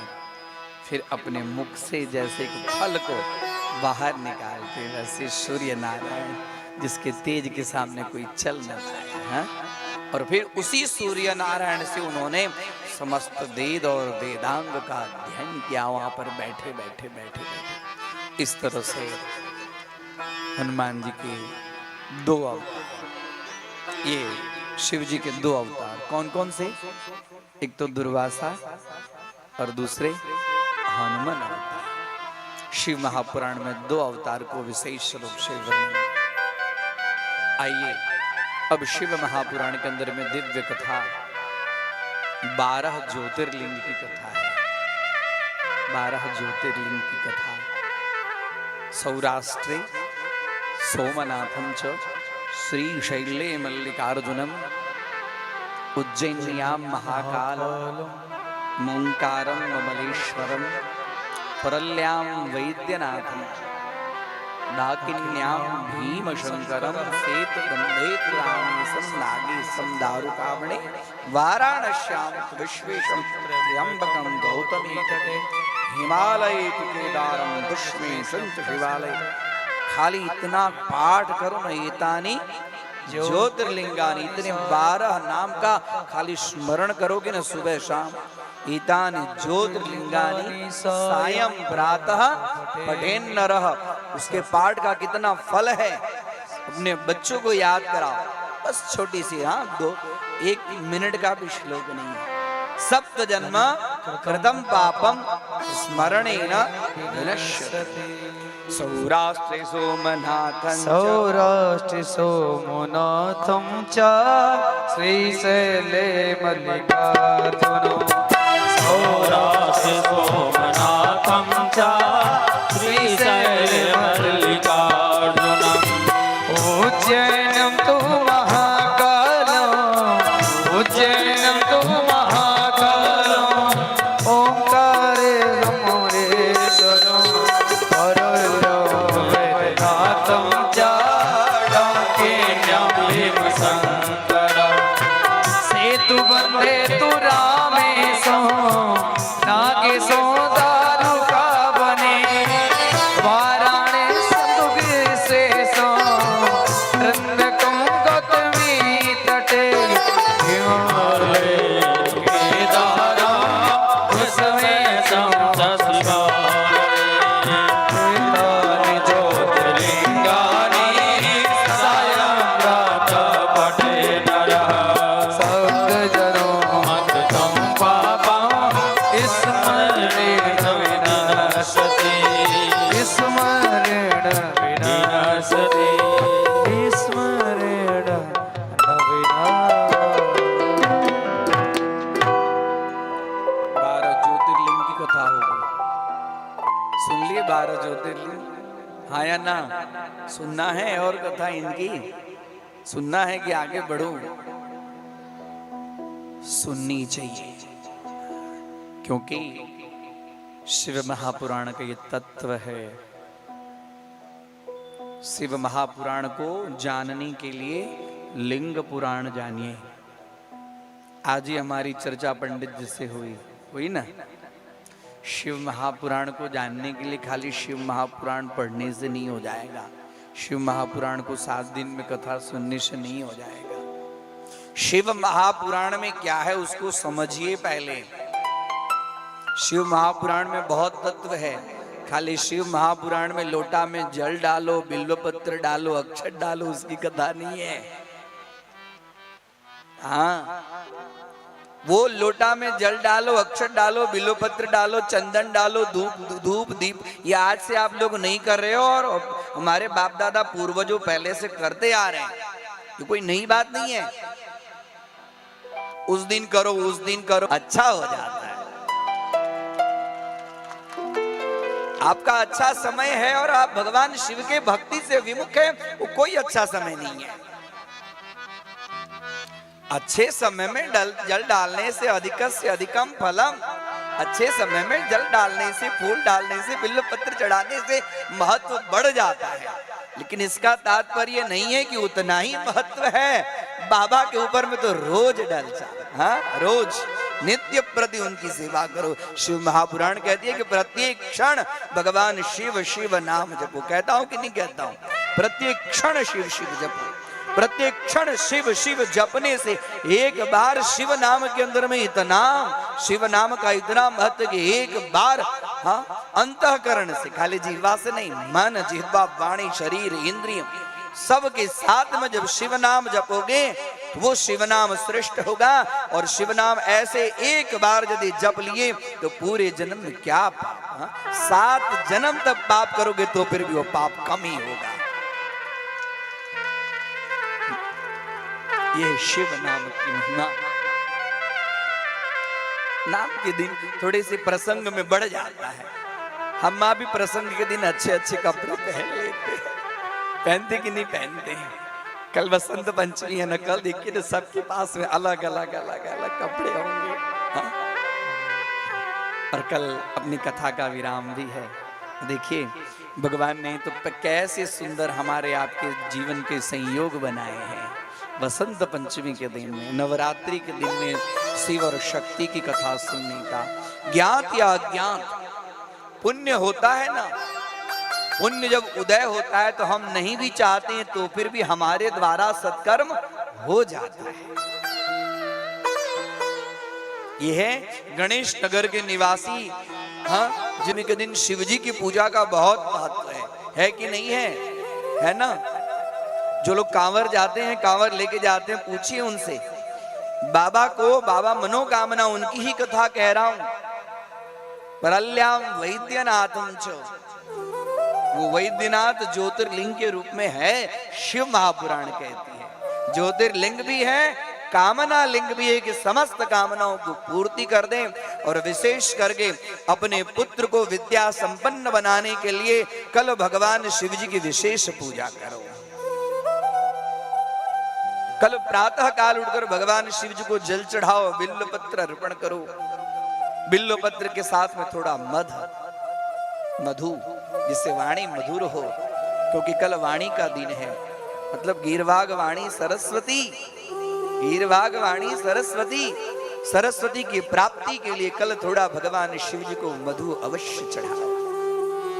भगवान भोलेनाथ के ऊपर में मधु चढ़ाएंगे तो हमारी वाणी मधुर होगी, सरस्वती माता हम पर कृपा करेगी। वसंत पंचमी के दिन ही सरस्वती माता का प्रादुर्भाव हुआ था। इसके लिए सरस्वती माता का पूजन वसंत पंचमी के दिन विशेष रूप से किया जाता है। उसको सिर पंचमी बोलते हैं, श्री पंचमी बोलते हैं, काम पंचमी बोलते हैं, जो संपूर्ण कामनाओं की पूजा। आज वसंत पंचमी के दिन कामदेव का भी पूजन करना चाहिए। वसंत पंचमी के दिन जो व्यक्ति कामदेव की पूजा करते हैं उस व्यक्ति को काम सताते नहीं है। वसंत पंचमी के दिन जो व्यक्ति शिव जी की पूजा करते हैं, शिव जी उनके ऊपर में प्रसन्न होकर उनके वंश में, हाँ, कभी भी विद्या की कमी नहीं होती है, विशिष्ट विद्या का लाभ प्रदान करते हैं। वसंत पंचमी, वसंत ऋतु का बड़ा महत्व है, पंचमी का बड़ा महत्व है। भगवती राधा के जिह्वा के अग्रभाग से सरस्वती माता का प्रादुर्भाव वसंत पंचमी के दिन ही हुआ। जो व्यक्ति वसंत पंचमी के दिन सरस्वती माता की पूजा करते हैं वह विद्या संपन्न होते हैं। उनकी स्मरण शक्ति प्रबल होती है। उनके वंश में कोई भी मूर्ख उत्पन्न मूर्खो भवति पंडितः। जो 1 साल तक पंचमी को सरस्वती वसंत पंचमी से लेके दूसरे वसंत पंचमी तक भगवती शारदा की पूजा करते हैं, मूर्खो भवति पंडितः, वह मूर्ख व्यक्ति भी पंडित हो जाता है। और स बृहस्पति समो भवेत्, उसकी बुद्धि साक्षात देव गुरु बृहस्पति के समान है।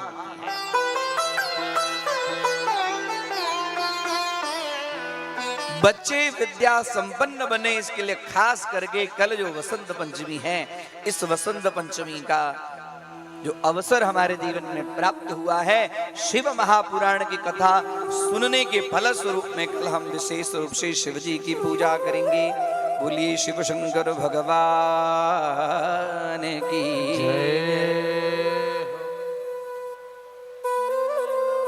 त्वामहं प्रार्थये नित्यं विद्यादानं च देहि मे। हे सरस्वती, हम आपकी त्वामहं प्रार्थये नित्यम अनवरतम।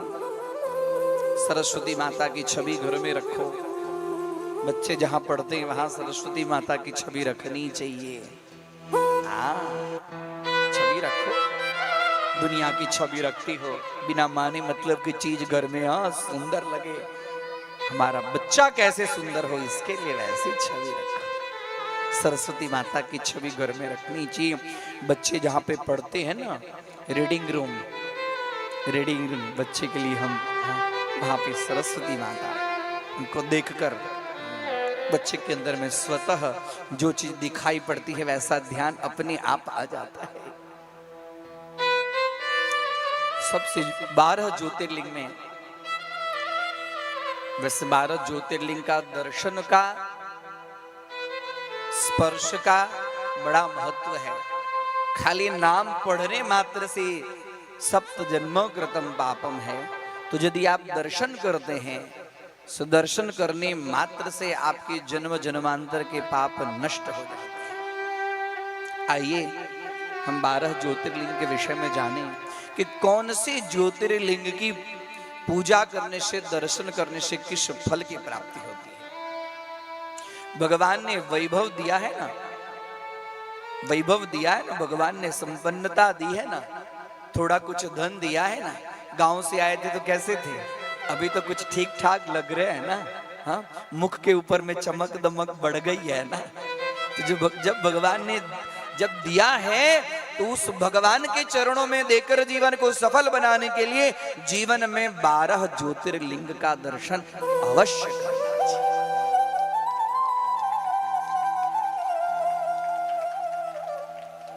हम पिकनिक मनाने जाते, पिकनिक क्यों? बच्चों के साथ में पिकनिक मनाने जाते। अरे बच्चों के साथ में ज्योतिर्लिंग जाओ। पर हम आप तो बड़े भाग्यशाली हैं।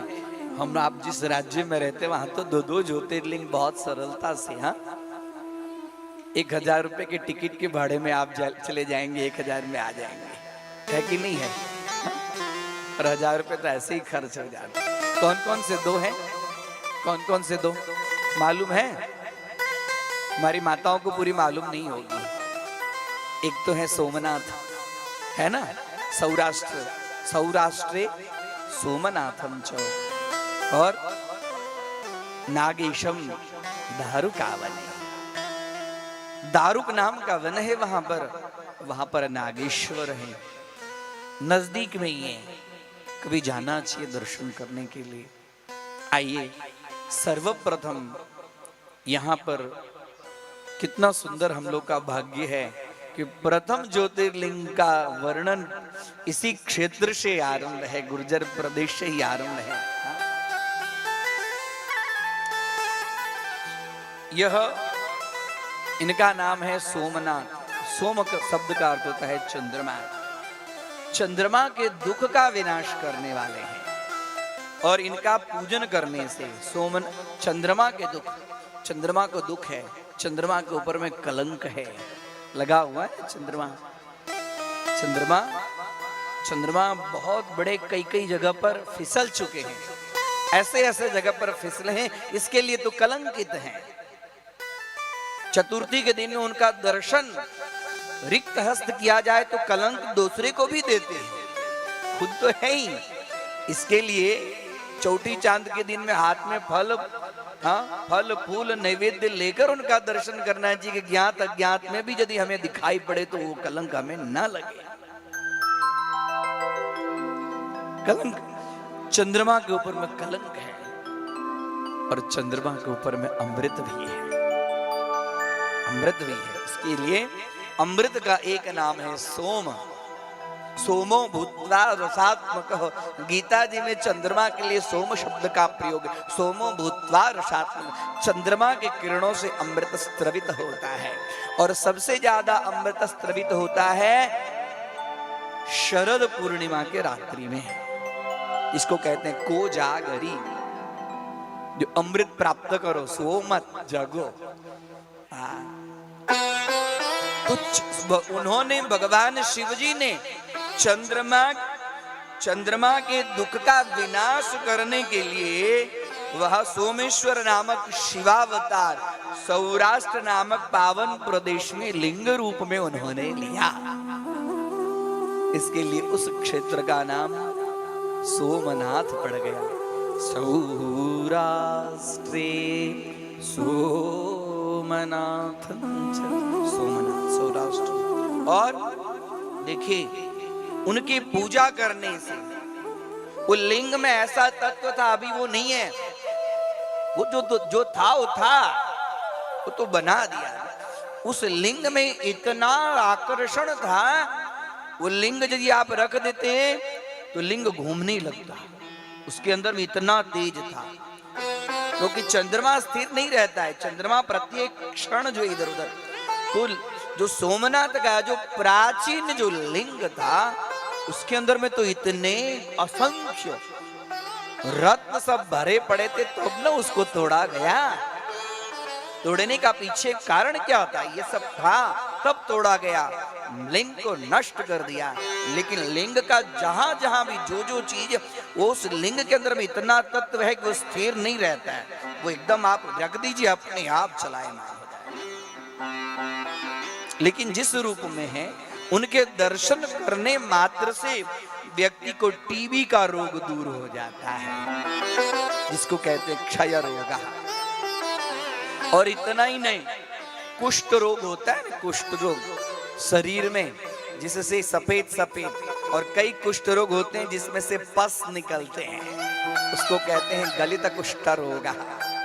तो भगवान सोमनाथ के दर्शन करने मात्र से व्यक्ति रोग मुक्त होता है। और कौन से विशेष दो रोग? तो एक क्षय रोग और दूसरा है कुष्ठ रोग। इसके लिए भगवान सोमनाथ के अवश्य रूप में दर्शन करने चाहिए। बोलिए सोमनाथ महादेव की जय। परमात्मा शिव के सोमेश्वर नामक महालिंग का दर्शन करने मात्र से मनुष्य के पाप छूट जाते हैं और रोग भी नष्ट हो जाते हैं। दूसरा ज्योतिर्लिंग श्रीशैल्य मल्लिकार्जुन। श्रीशैल्य मल्लिकार्जुन शंकर जी का मल्लिकार्जुनक नामक दूसरा अवतार श्रीशैल नामक पर्वत है। उस पर्वत पर हुआ, वह भक्तों को अभिष्ट फल प्रदान करने वाले हैं। भक्त की जो इच्छा होती है वह उसको उनको फल प्रदान करने वाले हैं। भगवान शिव परम प्रसन्नता पूर्वक अपने निवास स्थान कैलाश गिरी से, कैलाश पर्वत से लिंग रूप में श्रीशैल पर पधारे हैं। वहीं पर कुमार स्वामी का भी स्थान है। कल आप लोगों ने कथा सुनी कि नहीं सुनी? कार्तिकेय जी की कथा सुनी? कार्तिकेय जी की अधूरी कथा रह गई। फिर तो हम गणेश जी के ऊपर में चले आए। जब गणेश जी का विवाह हो गया तब कार्तिकेय जी आए, तो कार्तिकेय जी को बड़ा गुस्सा हुआ। मैं बड़ा और मेरे छोटे भाई की शादी पहले हो गई, अब मुझे शादी ही नहीं करनी है। और रूठ कर चले गए कहां पर? श्रीशैल नामक पर्वत के ऊपर में। और जब रूठ कर चले गए ना, तो पुत्र जब रूठता है तो माता पिता से रहा नहीं जाता है। तो वहां पर हमेशा कार्तिकेय के पास में रहने के कारण श्री शैल पर भगवान शिव जी वहां पर लिंग स्वरूप में कैलाश से सीधे श्री शैल नामक पर्वत के ऊपर में विराजमान हो गए। और तो पुत्र की प्रसन्नता के लिए वहां पर गए। अर्थात जिस व्यक्ति को पुत्र नहीं होता है उस व्यक्ति को मल्लिकार्जुनक नामक शिवलिंग के दर्शन करने मात्र से पुत्र की प्राप्ति होती है। बोलिए मल्लिकार्जुन भगवान की जय। और ये जो दूसरा जो ज्योतिर्लिंग है वह दर्शन और पूजन करने मात्र से महासुख को देता है और अंत में मुक्ति भी प्रदान करता है। ब्रह्मा जी कहते हैं इसमें तनिक भी संशय नहीं है नारद। अर्थात पुत्र प्राप्ति के लिए, पुत्र वृद्धि के लिए, पुत्र के विशिष्ट मेधा के लिए मल्लिकार्जुन नामक शिवलिंग ज्योतिर्लिंग का दर्शन करना चाहिए। तीसरा जो शिवलिंग है वो है उज्जैनियाम महाकाल। तीसरा अवतार उज्जैनी नगरी में भगवान ने लिया, वह अपने भक्तों की रक्षा करने वाले मृत्यु लोके महाकालम। मृत्यु लोक में महाकाल नामक लिंग जो है वह समस्त भक्तों को काल के ग्रास से बचाने वाले हैं। एक बार उन्होंने वहां पर लिया क्यों, इसका सुंदर संक्षिप्त में शिव महापुराण के अंदर में वर्णन मिलता है कि एक बार रत्नमाल निवासी दूषण नामक असुर, रत्नमाल निवासी रत्नमाला में निवास करता था और उस राक्षस का नाम था दूषण, जो वैदिक धर्म का विनाशक था और विप्रद्रोही था, सब कुछ नष्ट करने वाला था। और उज्जैन में जाकर वहां पहुंच गया।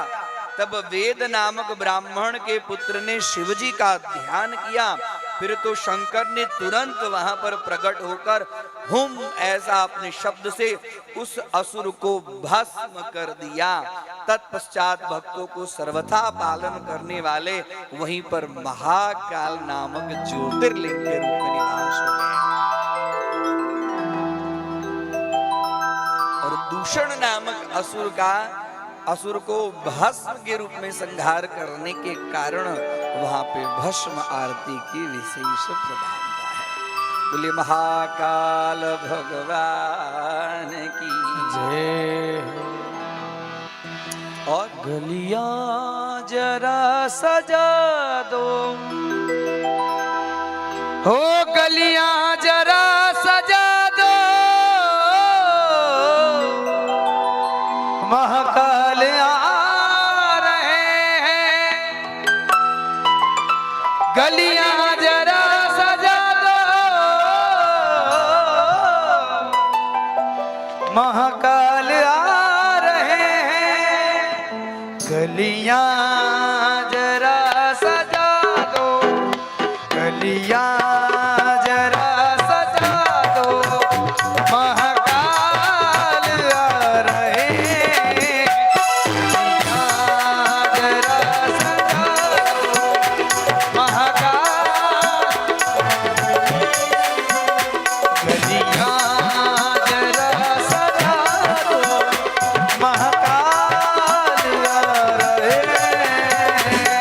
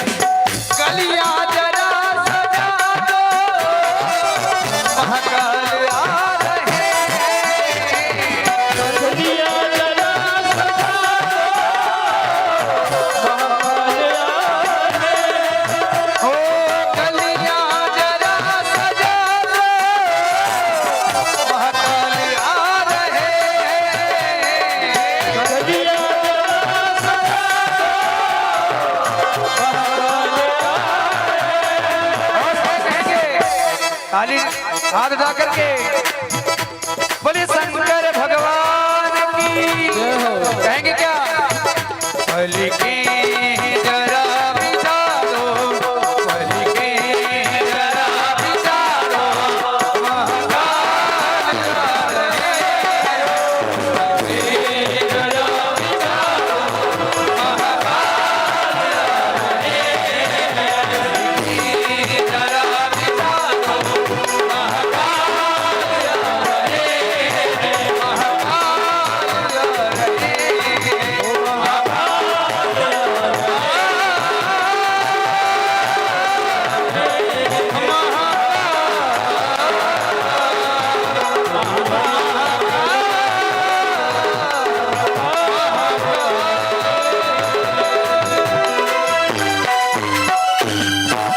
बड़े महाकाल भगवान की जय हो।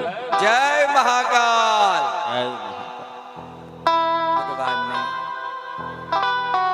काल को दूर करने के लिए चौथा अवतार ओंकारेश्वर का विंध्य नामक पहाड़ था। वो विंध्यगिरी भगवान शिव जी की उपासना कर रहे थे। मिट्टी की मूर्ति मिट्टी का लिंग बनाकर, पार्थिव लिंग बनाकर, विंध्याचल जिसको कहते हैं ना विंध्यगिरी, उसी के ऊपर में भगवती विंध्यवासिनी नंद गोप सुता जाता यशोदागर वशंभवा ततस्थौ नाशयिष्यामि विंध्याचल निवासिनी। आज भी वो अगस्त्य ऋषि के परम शिष्य हैं और उन्होंने गुरुदेव की आज्ञा से तप किया। भगवान शिव जी को वहां पर आना पड़ा और वहां भगवान शिव जी दो रूप में आए। एक तो ओंकारेश्वर के रूप में आए और दूसरा जहां पर पार्थिव लिंग की पूजा करते थे वहां पर परमेश्वर नामक लिंग के अंदर में। पांचवा है केदार में केदारेश्वर भगवान ज्योतिर्लिंग के रूप में। वहां पर केदार खंड में नर और नारायण दोनों साधना करते हैं और भगवान ने उनके साधना से प्रसन्न होकर वहां पर हिमगिरी के अंदर में केदार शिखर पर स्थित हो गए और दोनों की पूजा को संपन्न किए। छठे हैं भीम शंकर। इस अवतार में उन्होंने भगवान ने बड़ी बड़ी लीलाएं की और भीमासुर नाम का असुर था। काम रूप देश के अधिपति राजा सुदक्षिण शिव जी के परम भक्त थे। भौमासुर उन्हें बड़ा पीड़ा दे रहा था। जब शंकर जी ने अपने भक्त को दुख देने वाले उस असुर का वध करके उन्होंने रक्षा की। राजा सुदक्षिण के प्रार्थना करने पर शंकर जी डाकिनी में भीमाशंकर नामक ज्योतिर्लिंग के रूप में वहीं पर स्थित हो गए। बोलिए भीमाशंकर महादेव की जय। और सातवें हैं विश्वनाथ, संपूर्ण विश्व के नाथ हैं। विश्वेश्वर नामक सातवां अवतार उनका काशी में हुआ और मुक्तिदाता के रूप में उनके दर्शन करने मात्र से व्यक्ति मुक्ति को प्राप्त हो जाता है। सिद्ध स्वरूप भगवान शंकर अपनी ही पुरी में ज्योतिर्लिंग के रूप में स्थित हैं। विष्णु आदि समस्त देवी देवता कैलाशपति भगवान शिव और भैरव नित्य उनकी पूजा करते हैं। काशी विश्वनाथ के भक्त, जो काशी विश्वनाथ के भक्त हैं और नित्य उनके नामों का मात्र जप करते हैं, वह सब कर्मों से निर्लिप्त होकर कैवल्य यानी कि मोक्ष को प्राप्त करते हैं। बोलिए काशी विश्वनाथ महादेव की जय। आप लोग याद रखिएगा, हमसे कुछ आगे पीछे हो जाए ज्योतिर्लिंग का, फिर मुझे बताना। हमारी कथा जो ये चैनल पे चलती है बताना, नंबर भी है, बोलना कि पंडित जी यहाँ आपने गलती कर दी, एक लिंग का आपने कम वर्णन किया। हा?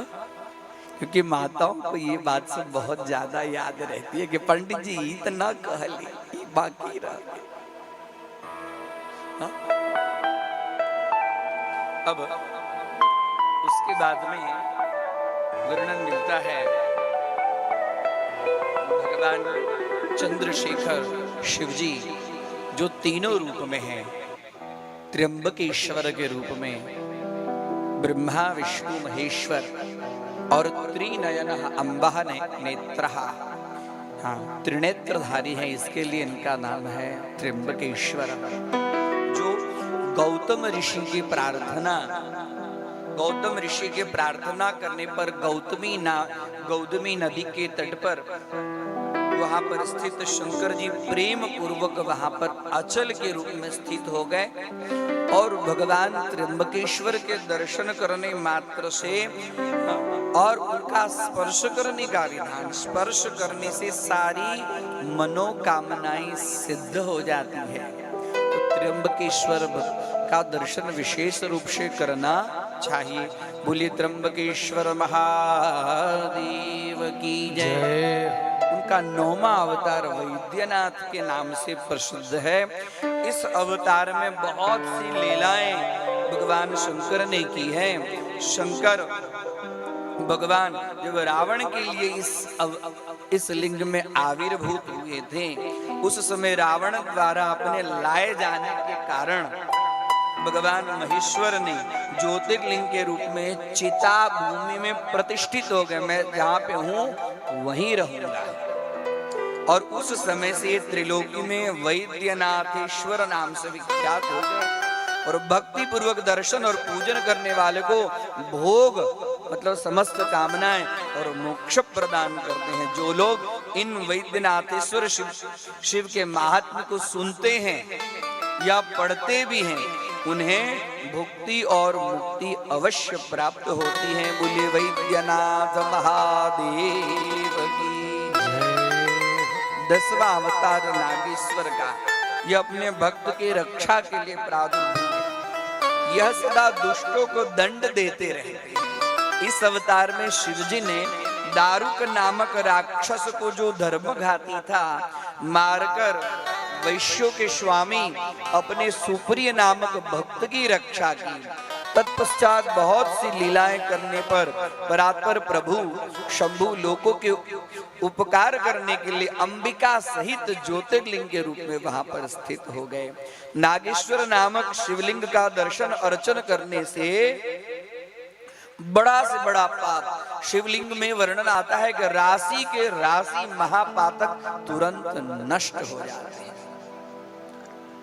इसके लिए विशेष रूप से उनका दर्शन करना चाहिए। बोलिए नागेश्वर महादेव की जय। और उसके बाद में 11वां अवतार रामेश्वर, विशेष रूप से हम आप जानते हैं श्री भगवान श्री रामचंद्र जी के प्रिय करने के लिए भगवान वहां पर आए। उसे श्री राम जी ने स्थापित किया, जिन भक्त वत्सल शंकर ने परम प्रसन्न होकर श्री राम को प्रेम पूर्वक विजय का वरदान दिया। जो व्यक्ति भगवान रामेश्वर का दर्शन करते हैं उनकी सदा विजय होती है। विजय की प्राप्ति के लिए भगवान रामेश्वर का दर्शन करना चाहिए। और भगवान ने दुष्मेश्वर अवतार 12वां अवतार, वह नाना प्रकार की लीलाओं के कर्ता भक्त वत्सल दुष्मा को आनंद देने वाले हैं।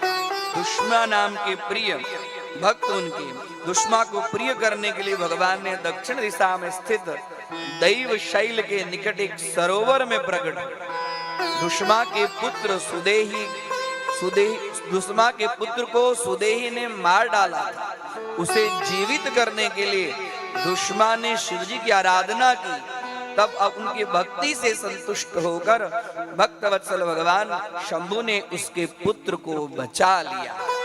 और तब से वहां पर दुष्मेश्वर नामक ज्योतिर्लिंग के रूप में जो मनुष्य इस शिवलिंग का भक्ति पूर्वक दर्शन पूजन करते हैं, वह इस लोक में संपूर्ण सुख को प्राप्त करके अंत में मुक्ति लाभ को प्राप्त करते हैं। बोलिए दुष्मेश्वर महादेव की जय। एतानि ज्योतिर्लिंगानि सायं प्रातः पठेन्नरः सप्तजन्माकृतं पापं स्मरणेन विनश्यति।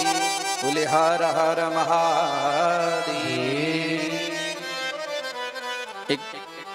छोटी सी कथा। भगवान ने, आप लोग जानते हैं, अर्धनारीश्वर भगवान का आधा अंग पार्वती का। कौन सा अंग पार्वती का? वाम अंग पार्वती का। और दक्षिण अंग के रूप में भगवान शिव शक्ति समन्वय अवतार, प्रकृति पुरुष समन्वय अवतार, शिव शक्ति के रूप में भगवान एक ही रूप में। वो कब लिए? जब ब्रह्मा जी ने सृष्टि के लिए भगवान शिव जी से प्रार्थना की कि मैं बहुत सारे पुत्र को उत्पन्न तो करता हूं, लेकिन वो पुत्र सृष्टि नहीं कर पाते। सभी अवतारों का कोई न कोई ध्येय है, लक्ष्य है, कारण है। कारण के बिना कोई कार्य नहीं होता है। कोई भी कार्य के लिए कोई न कोई कारण जरूर होता है। तो भगवान ने यहाँ पर अर्धनारीश्वर के रूप में क्यों प्राकट किया? तो भगवान शिव जी की प्रार्थना की ब्रह्मा जी कि मैं इतनी सृष्टि करता हूँ, मेरे पुत्र सब, लेकिन वो मानसी सृष्टि से सृष्टि आगे बढ़ती नहीं है। मैं तो सृष्टि करता हूँ। भगवान आप मुझे ऐसा कोई तत्व बताइए जिस तत्व से सृष्टि का विस्तार हो। और भगवान शिव जी की प्रार्थना करने लगे। भगवान शिव जी कैसे हैं? दोनों भवम भवानी सहितम नमामि। यही श्लोक संपूर्ण जो है वो अर्धनारीश्वर का है। कर्पूर गौरम करुणावतारम, दोनों इसके अंदर। मंदार माला कुलितालकाये कपाल मालांकित दिगंबराय च दिगंबराय नमः शिवाय च नमः शिवाय। जब बार बार प्रार्थना की तो भगवान शिव जी संतुष्ट हो गए। भगवान भोलेनाथ जल्दी से प्रसन्न हो जाते हैं ना। इसके लिए उनका नाम है भोला। भोला शंकर डमरू वाला। और कुछ नहीं, उनको एक लोटा जल दीजिए, भस्म लगाइए, चंदन लगाइए, अत्यंत प्रसन्न हो गए। और वहां पर ब्रह्मा जी बार बार उनकी स्तुति करने लगे। हे भगवान, सृष्टि की उत्पत्ति के लिए, सृष्टि के विस्तार के लिए आप मुझे कोई मार्गदर्शन कीजिए, आप मुझे मार्गदर्शन कीजिए। और उसी समय अचानक बिजली की ऐसी कड़क आवाज आई। और आवाज आते ही भगवान एक आधे अंग से शक्ति के रूप में और आधे अंग से शिव के रूप में वहां पर भगवान ने अर्धनारीश्वर रूप में प्रकट हो गए। बोले अर्धनारीश्वर महादेव की जय हो। ब्रह्मा जी की कामना को पूर्ण करने के लिए ब्रह्मा जी बार बार प्रार्थना करते हैं, सृष्टि का विस्तार कैसे हो। भगवान शिव जी कहते हैं कि सृष्टि अभी तक जो आपने सृष्टि की वह मानसी सृष्टि थी, अब मैथुनी सृष्टि कीजिए। मैथुनी सृष्टि करने के लिए भगवान ने यह अर्धनारीश्वर का अवतार लिया। क्योंकि अभी तक ब्रह्मांड के अंदर में कोई नारी अवतरित हुई नहीं थी, क्योंकि मानसी सृष्टि थी। ये कथा बार बार सृष्टि विस्तार का वर्णन आता है, अर्थात जब जब प्रलय होता है तब तब अलग अलग कल्प में कभी शिव जी से ब्रह्मा विष्णु की उत्पत्ति होती है, कभी विष्णु जी से ब्रह्मा और शिव जी की उत्पत्ति होती है, कभी ब्रह्मा से विष्णु और शिव जी की उत्पत्ति होती है। देखिए आप शिव महापुराण, इसके लिए आप लोगों के मन में संशय होता है कि कोई पुराण में तो ये है, कोई पुराण में तो शिव जी से ब्रह्मा जी निकले हैं और विष्णु जी निकले हैं, कोई पुराण में तो विष्णु जी से ब्रह्मा जी और शिव जी निकले हैं, कोई पुराण में तो ब्रह्मा जी से ये सब निकले। तो ये समय में कभी भी भेद, इन लोगों के विषय में कभी भी इस तरह से विकार लाना नहीं चाहिए। ये कल्पांतर का भेद है। जब जब कल्प होता है तब तब कोई कल्प में भगवान नारायण ने ब्रह्मा जी की उत्पत्ति की, कोई कल्प में सदाशिव ने इनकी उत्पत्ति की। तो ये जो श्वेत कल्प है, यह शिव महापुराण की कथा श्वेत कल्प की कथा है। तो श्वेत कल्प में अभी तक कोई नारी की उत्पत्ति थी ही नहीं। तो प्रथम नारी के रूप में, और जैसे देखे अद्भुत स्वरूप, एक अभी अभी आपको यहाँ पर झांकी के रूप में भगवान अर्धनारीश्वर का छवि स्पष्ट रूप से दिखाया जाएगा, जो एक रूप से शक्ति है और एक रूप से शिव है, और दोनों रूप की ब्रह्मा जी ने वहां पर पूजन किया। और दोनों रूप में पूजन करने के बाद में, वहां दोनों रूप के पूजन के बाद में मां पार्वती का एक रूप अलग हो गया। और जब पार्वती शक्ति का एक रूप जब अलग हो गया, तो शक्ति साक्षात, वह ब्रह्मा जी प्रार्थना करने लगे कि हे शक्ति, यहां शक्ति शब्द का ही प्रयोग है, हे शक्ति आप मुझे शक्ति प्रदान करो जिससे मैं सृष्टि का कार्य कर सकूं।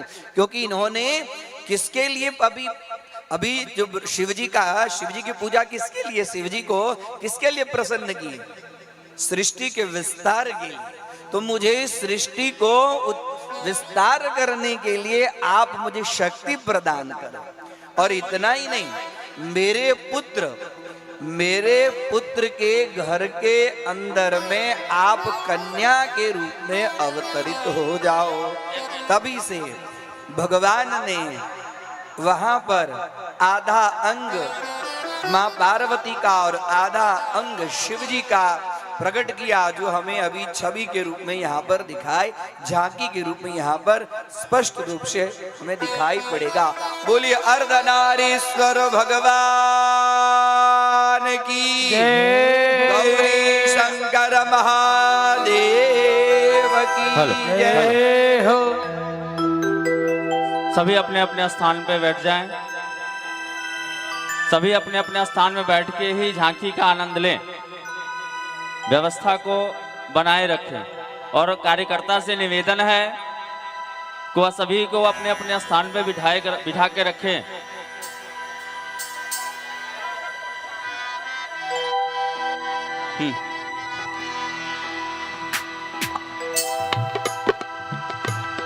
तेरा सुंदर रूप सलोना, आँखियों में जादू टोना, ओ मेरे भोले हैं सरकार, तिहारी सूरत पे बलिहार। बोलिए अर्धनारीश्वर भगवान की।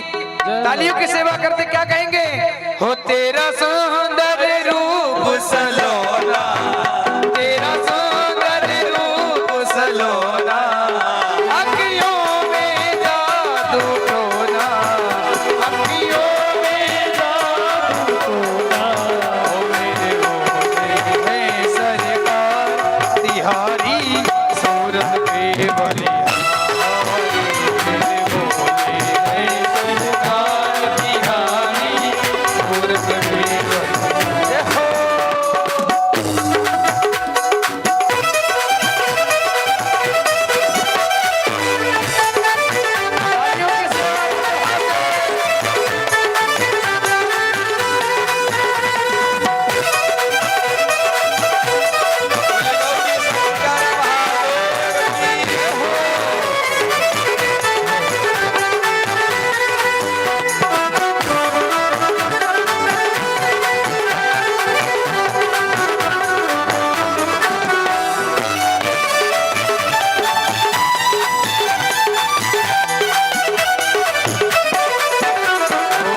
अधरों पर मुस्कान भरी, नैनों में मस्ती है छाई, अधरों पर मुस्कान भरी, नैनों भैया आप लोगों से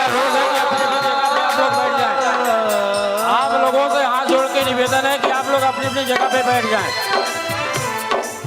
अधरों पर मुझसे भैया आप लोग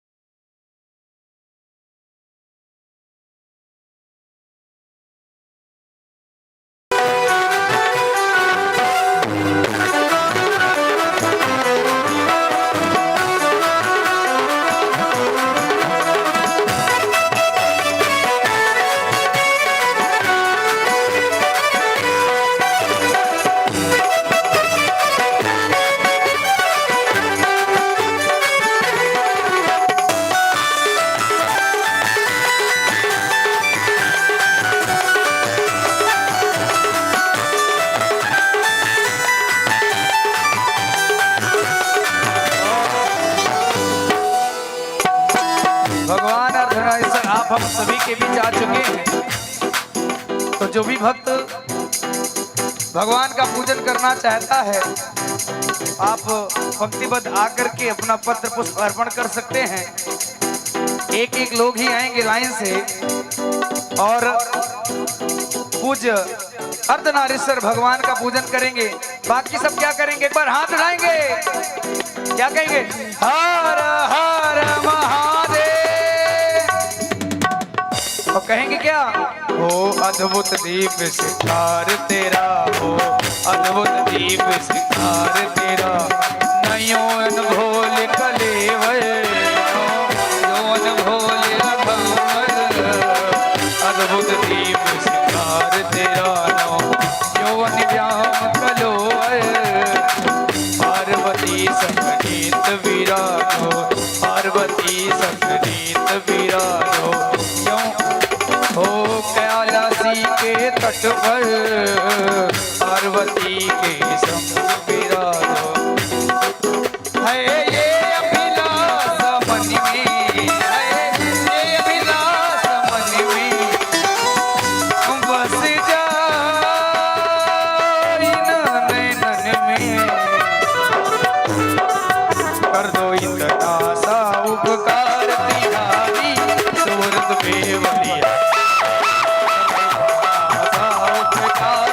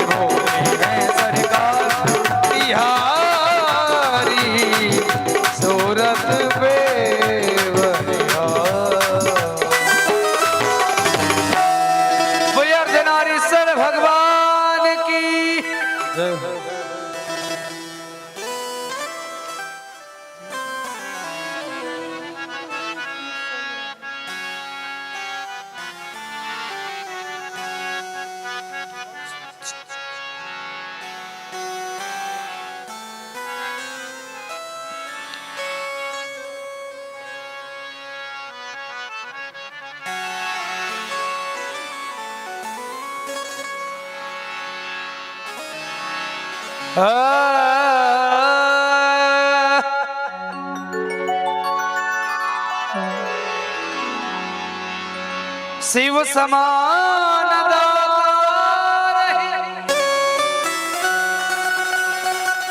विपत्ति विदारण हार। अब लज्जा हम सब की राखियो शिव नंदी के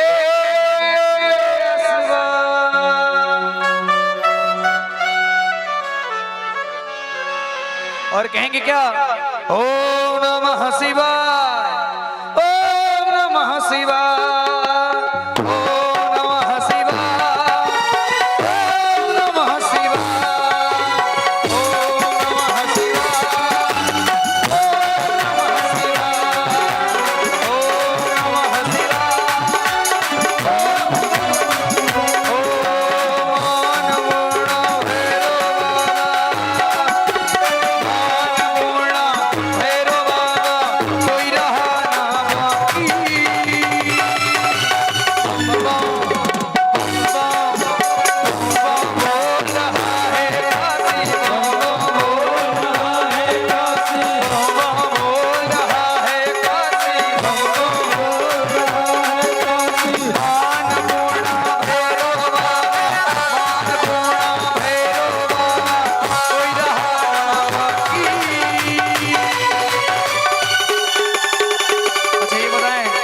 आनंद आ रहा है तो हाथ उठाएंगे, नहीं आ रहा हो तो नहीं उठाएंगे। आगे वाले को नहीं आ रहा है, सभी उठाएंगे। कहेंगे क्या?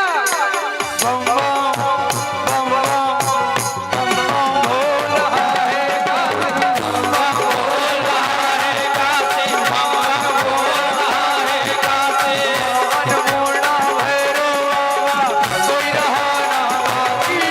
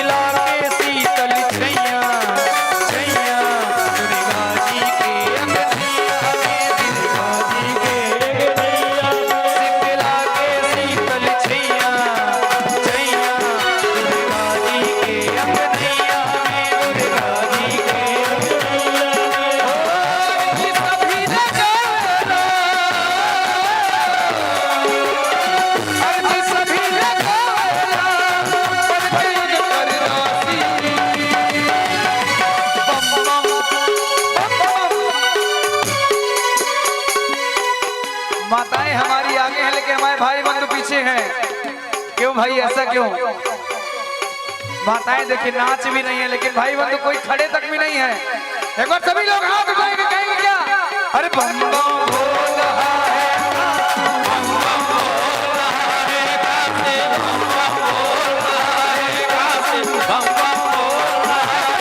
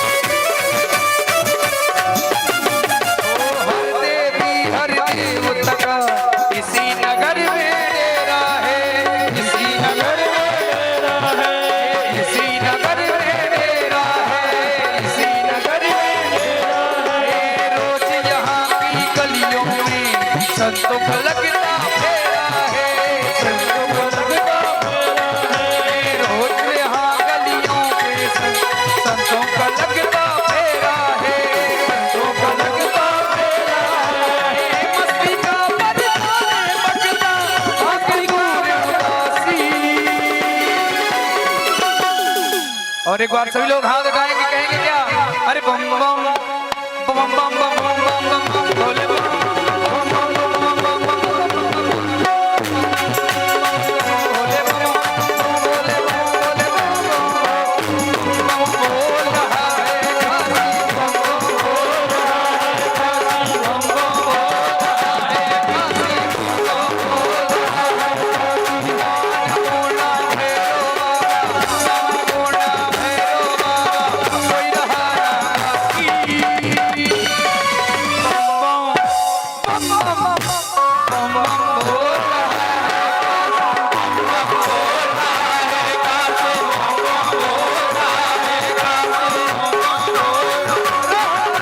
रहा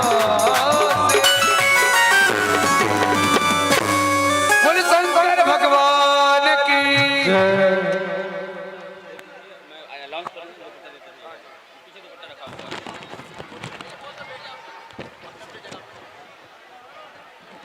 हेलो, अपने अपने स्थान पे सब बैठ जाएं।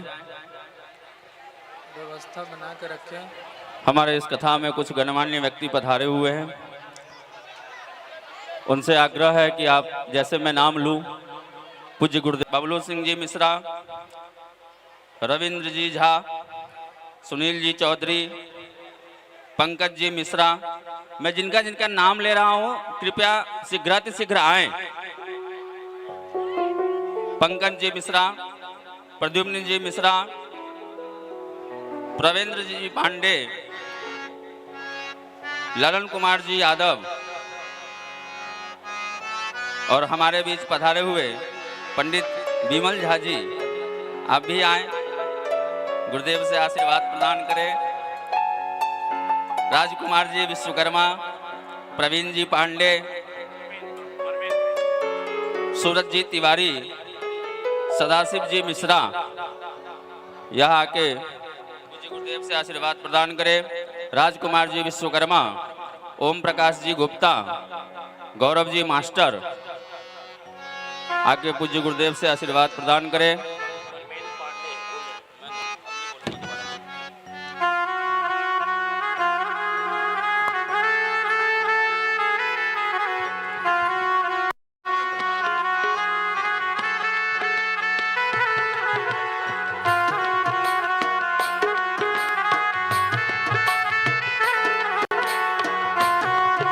मुख्य यजमान जो है आरती के लिए कृपया ऊपर आ जाएं।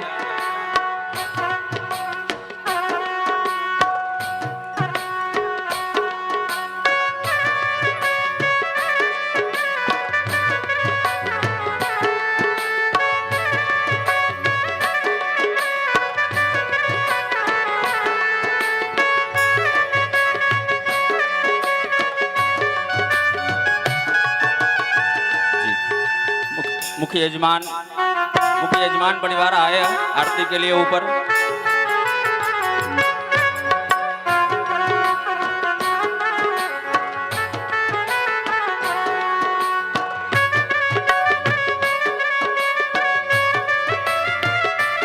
और कल यह कथा यज्ञ का विराम दिवस है। 3 बजे से हवन पूजन का कार्यक्रम रखा गया है। आप किसी शिव भक्त को उसमें शामिल होना हो तो काउंटर पे जाके संपर्क करें, उसका जो कुछ शुल्क है वह जानकारी ले और इस महायज्ञ में शामिल हो।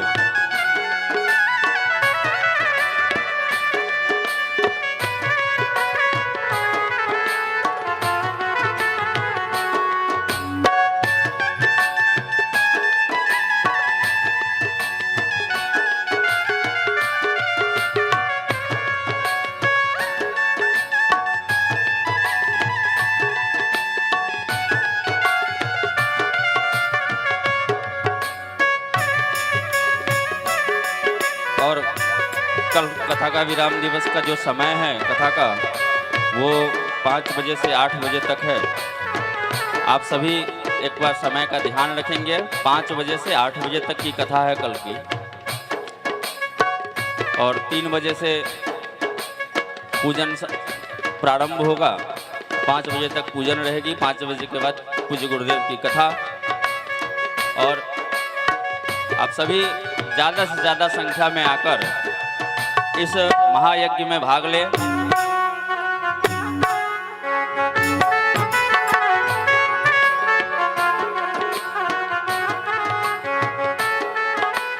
और किसी शिव भक्त को इसमें भाग लेना हो, इस पूजन में, हवन में, कृपया अपना नाम दर्ज करवाए समिति के पास काउंटर पे जाके।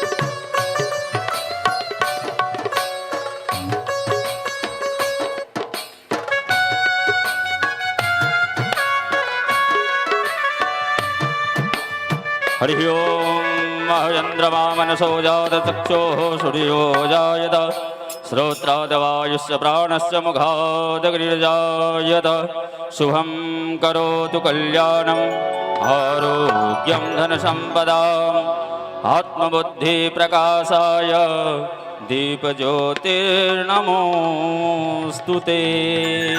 सभी अपनी जगह में खड़े हो जाएंगे। सभी भक्त अपनी जगह में खड़े हो जाकर के दिव्य आरती करेंगे। अरे उतारो तेरी आरती,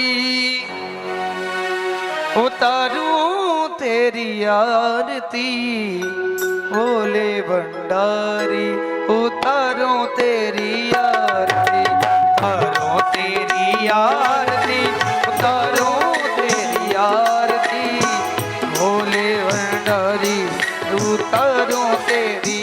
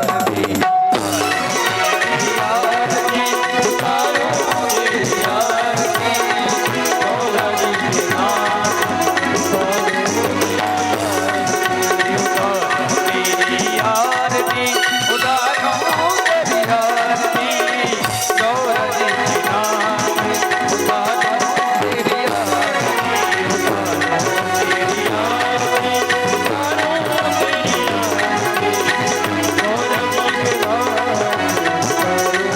सभी गाएंगे कर्पूरी गौरम करुणावतारम दरधारम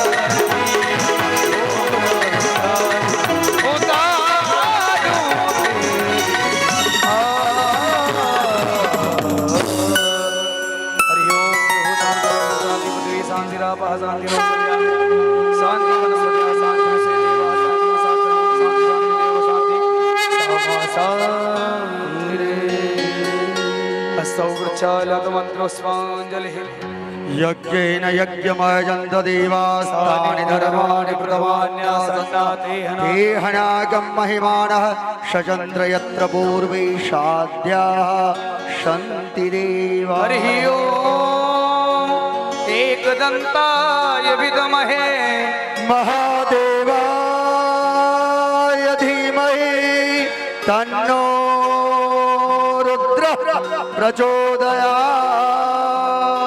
पुरुषाय विद्महे महादेवाय धीमहि तन्नो रुद्रः प्रचोदयात् सेवन्ति कामकुलजम्बगपाटिलाब्जै पुण्यागजातकरवीररसालपुष्पै बिल्वप्रवाल तुलसी दलमञ्जरीभिः त्वां पूजयामि शिवशङ्कर मे प्रसीद नाना सुगंध पुष्पाणि यथा कालोद्भवानि च पुष्पाञ्जलिर्मया दत्तगृहाणो शिवशङ्कर सांगाय सपरिवाराय सायदा सत्काय वैदिक मंत्र पुष्पांजलिं समर्पयामि। बोले शिव महापुराण की जय हो शंकर भगवान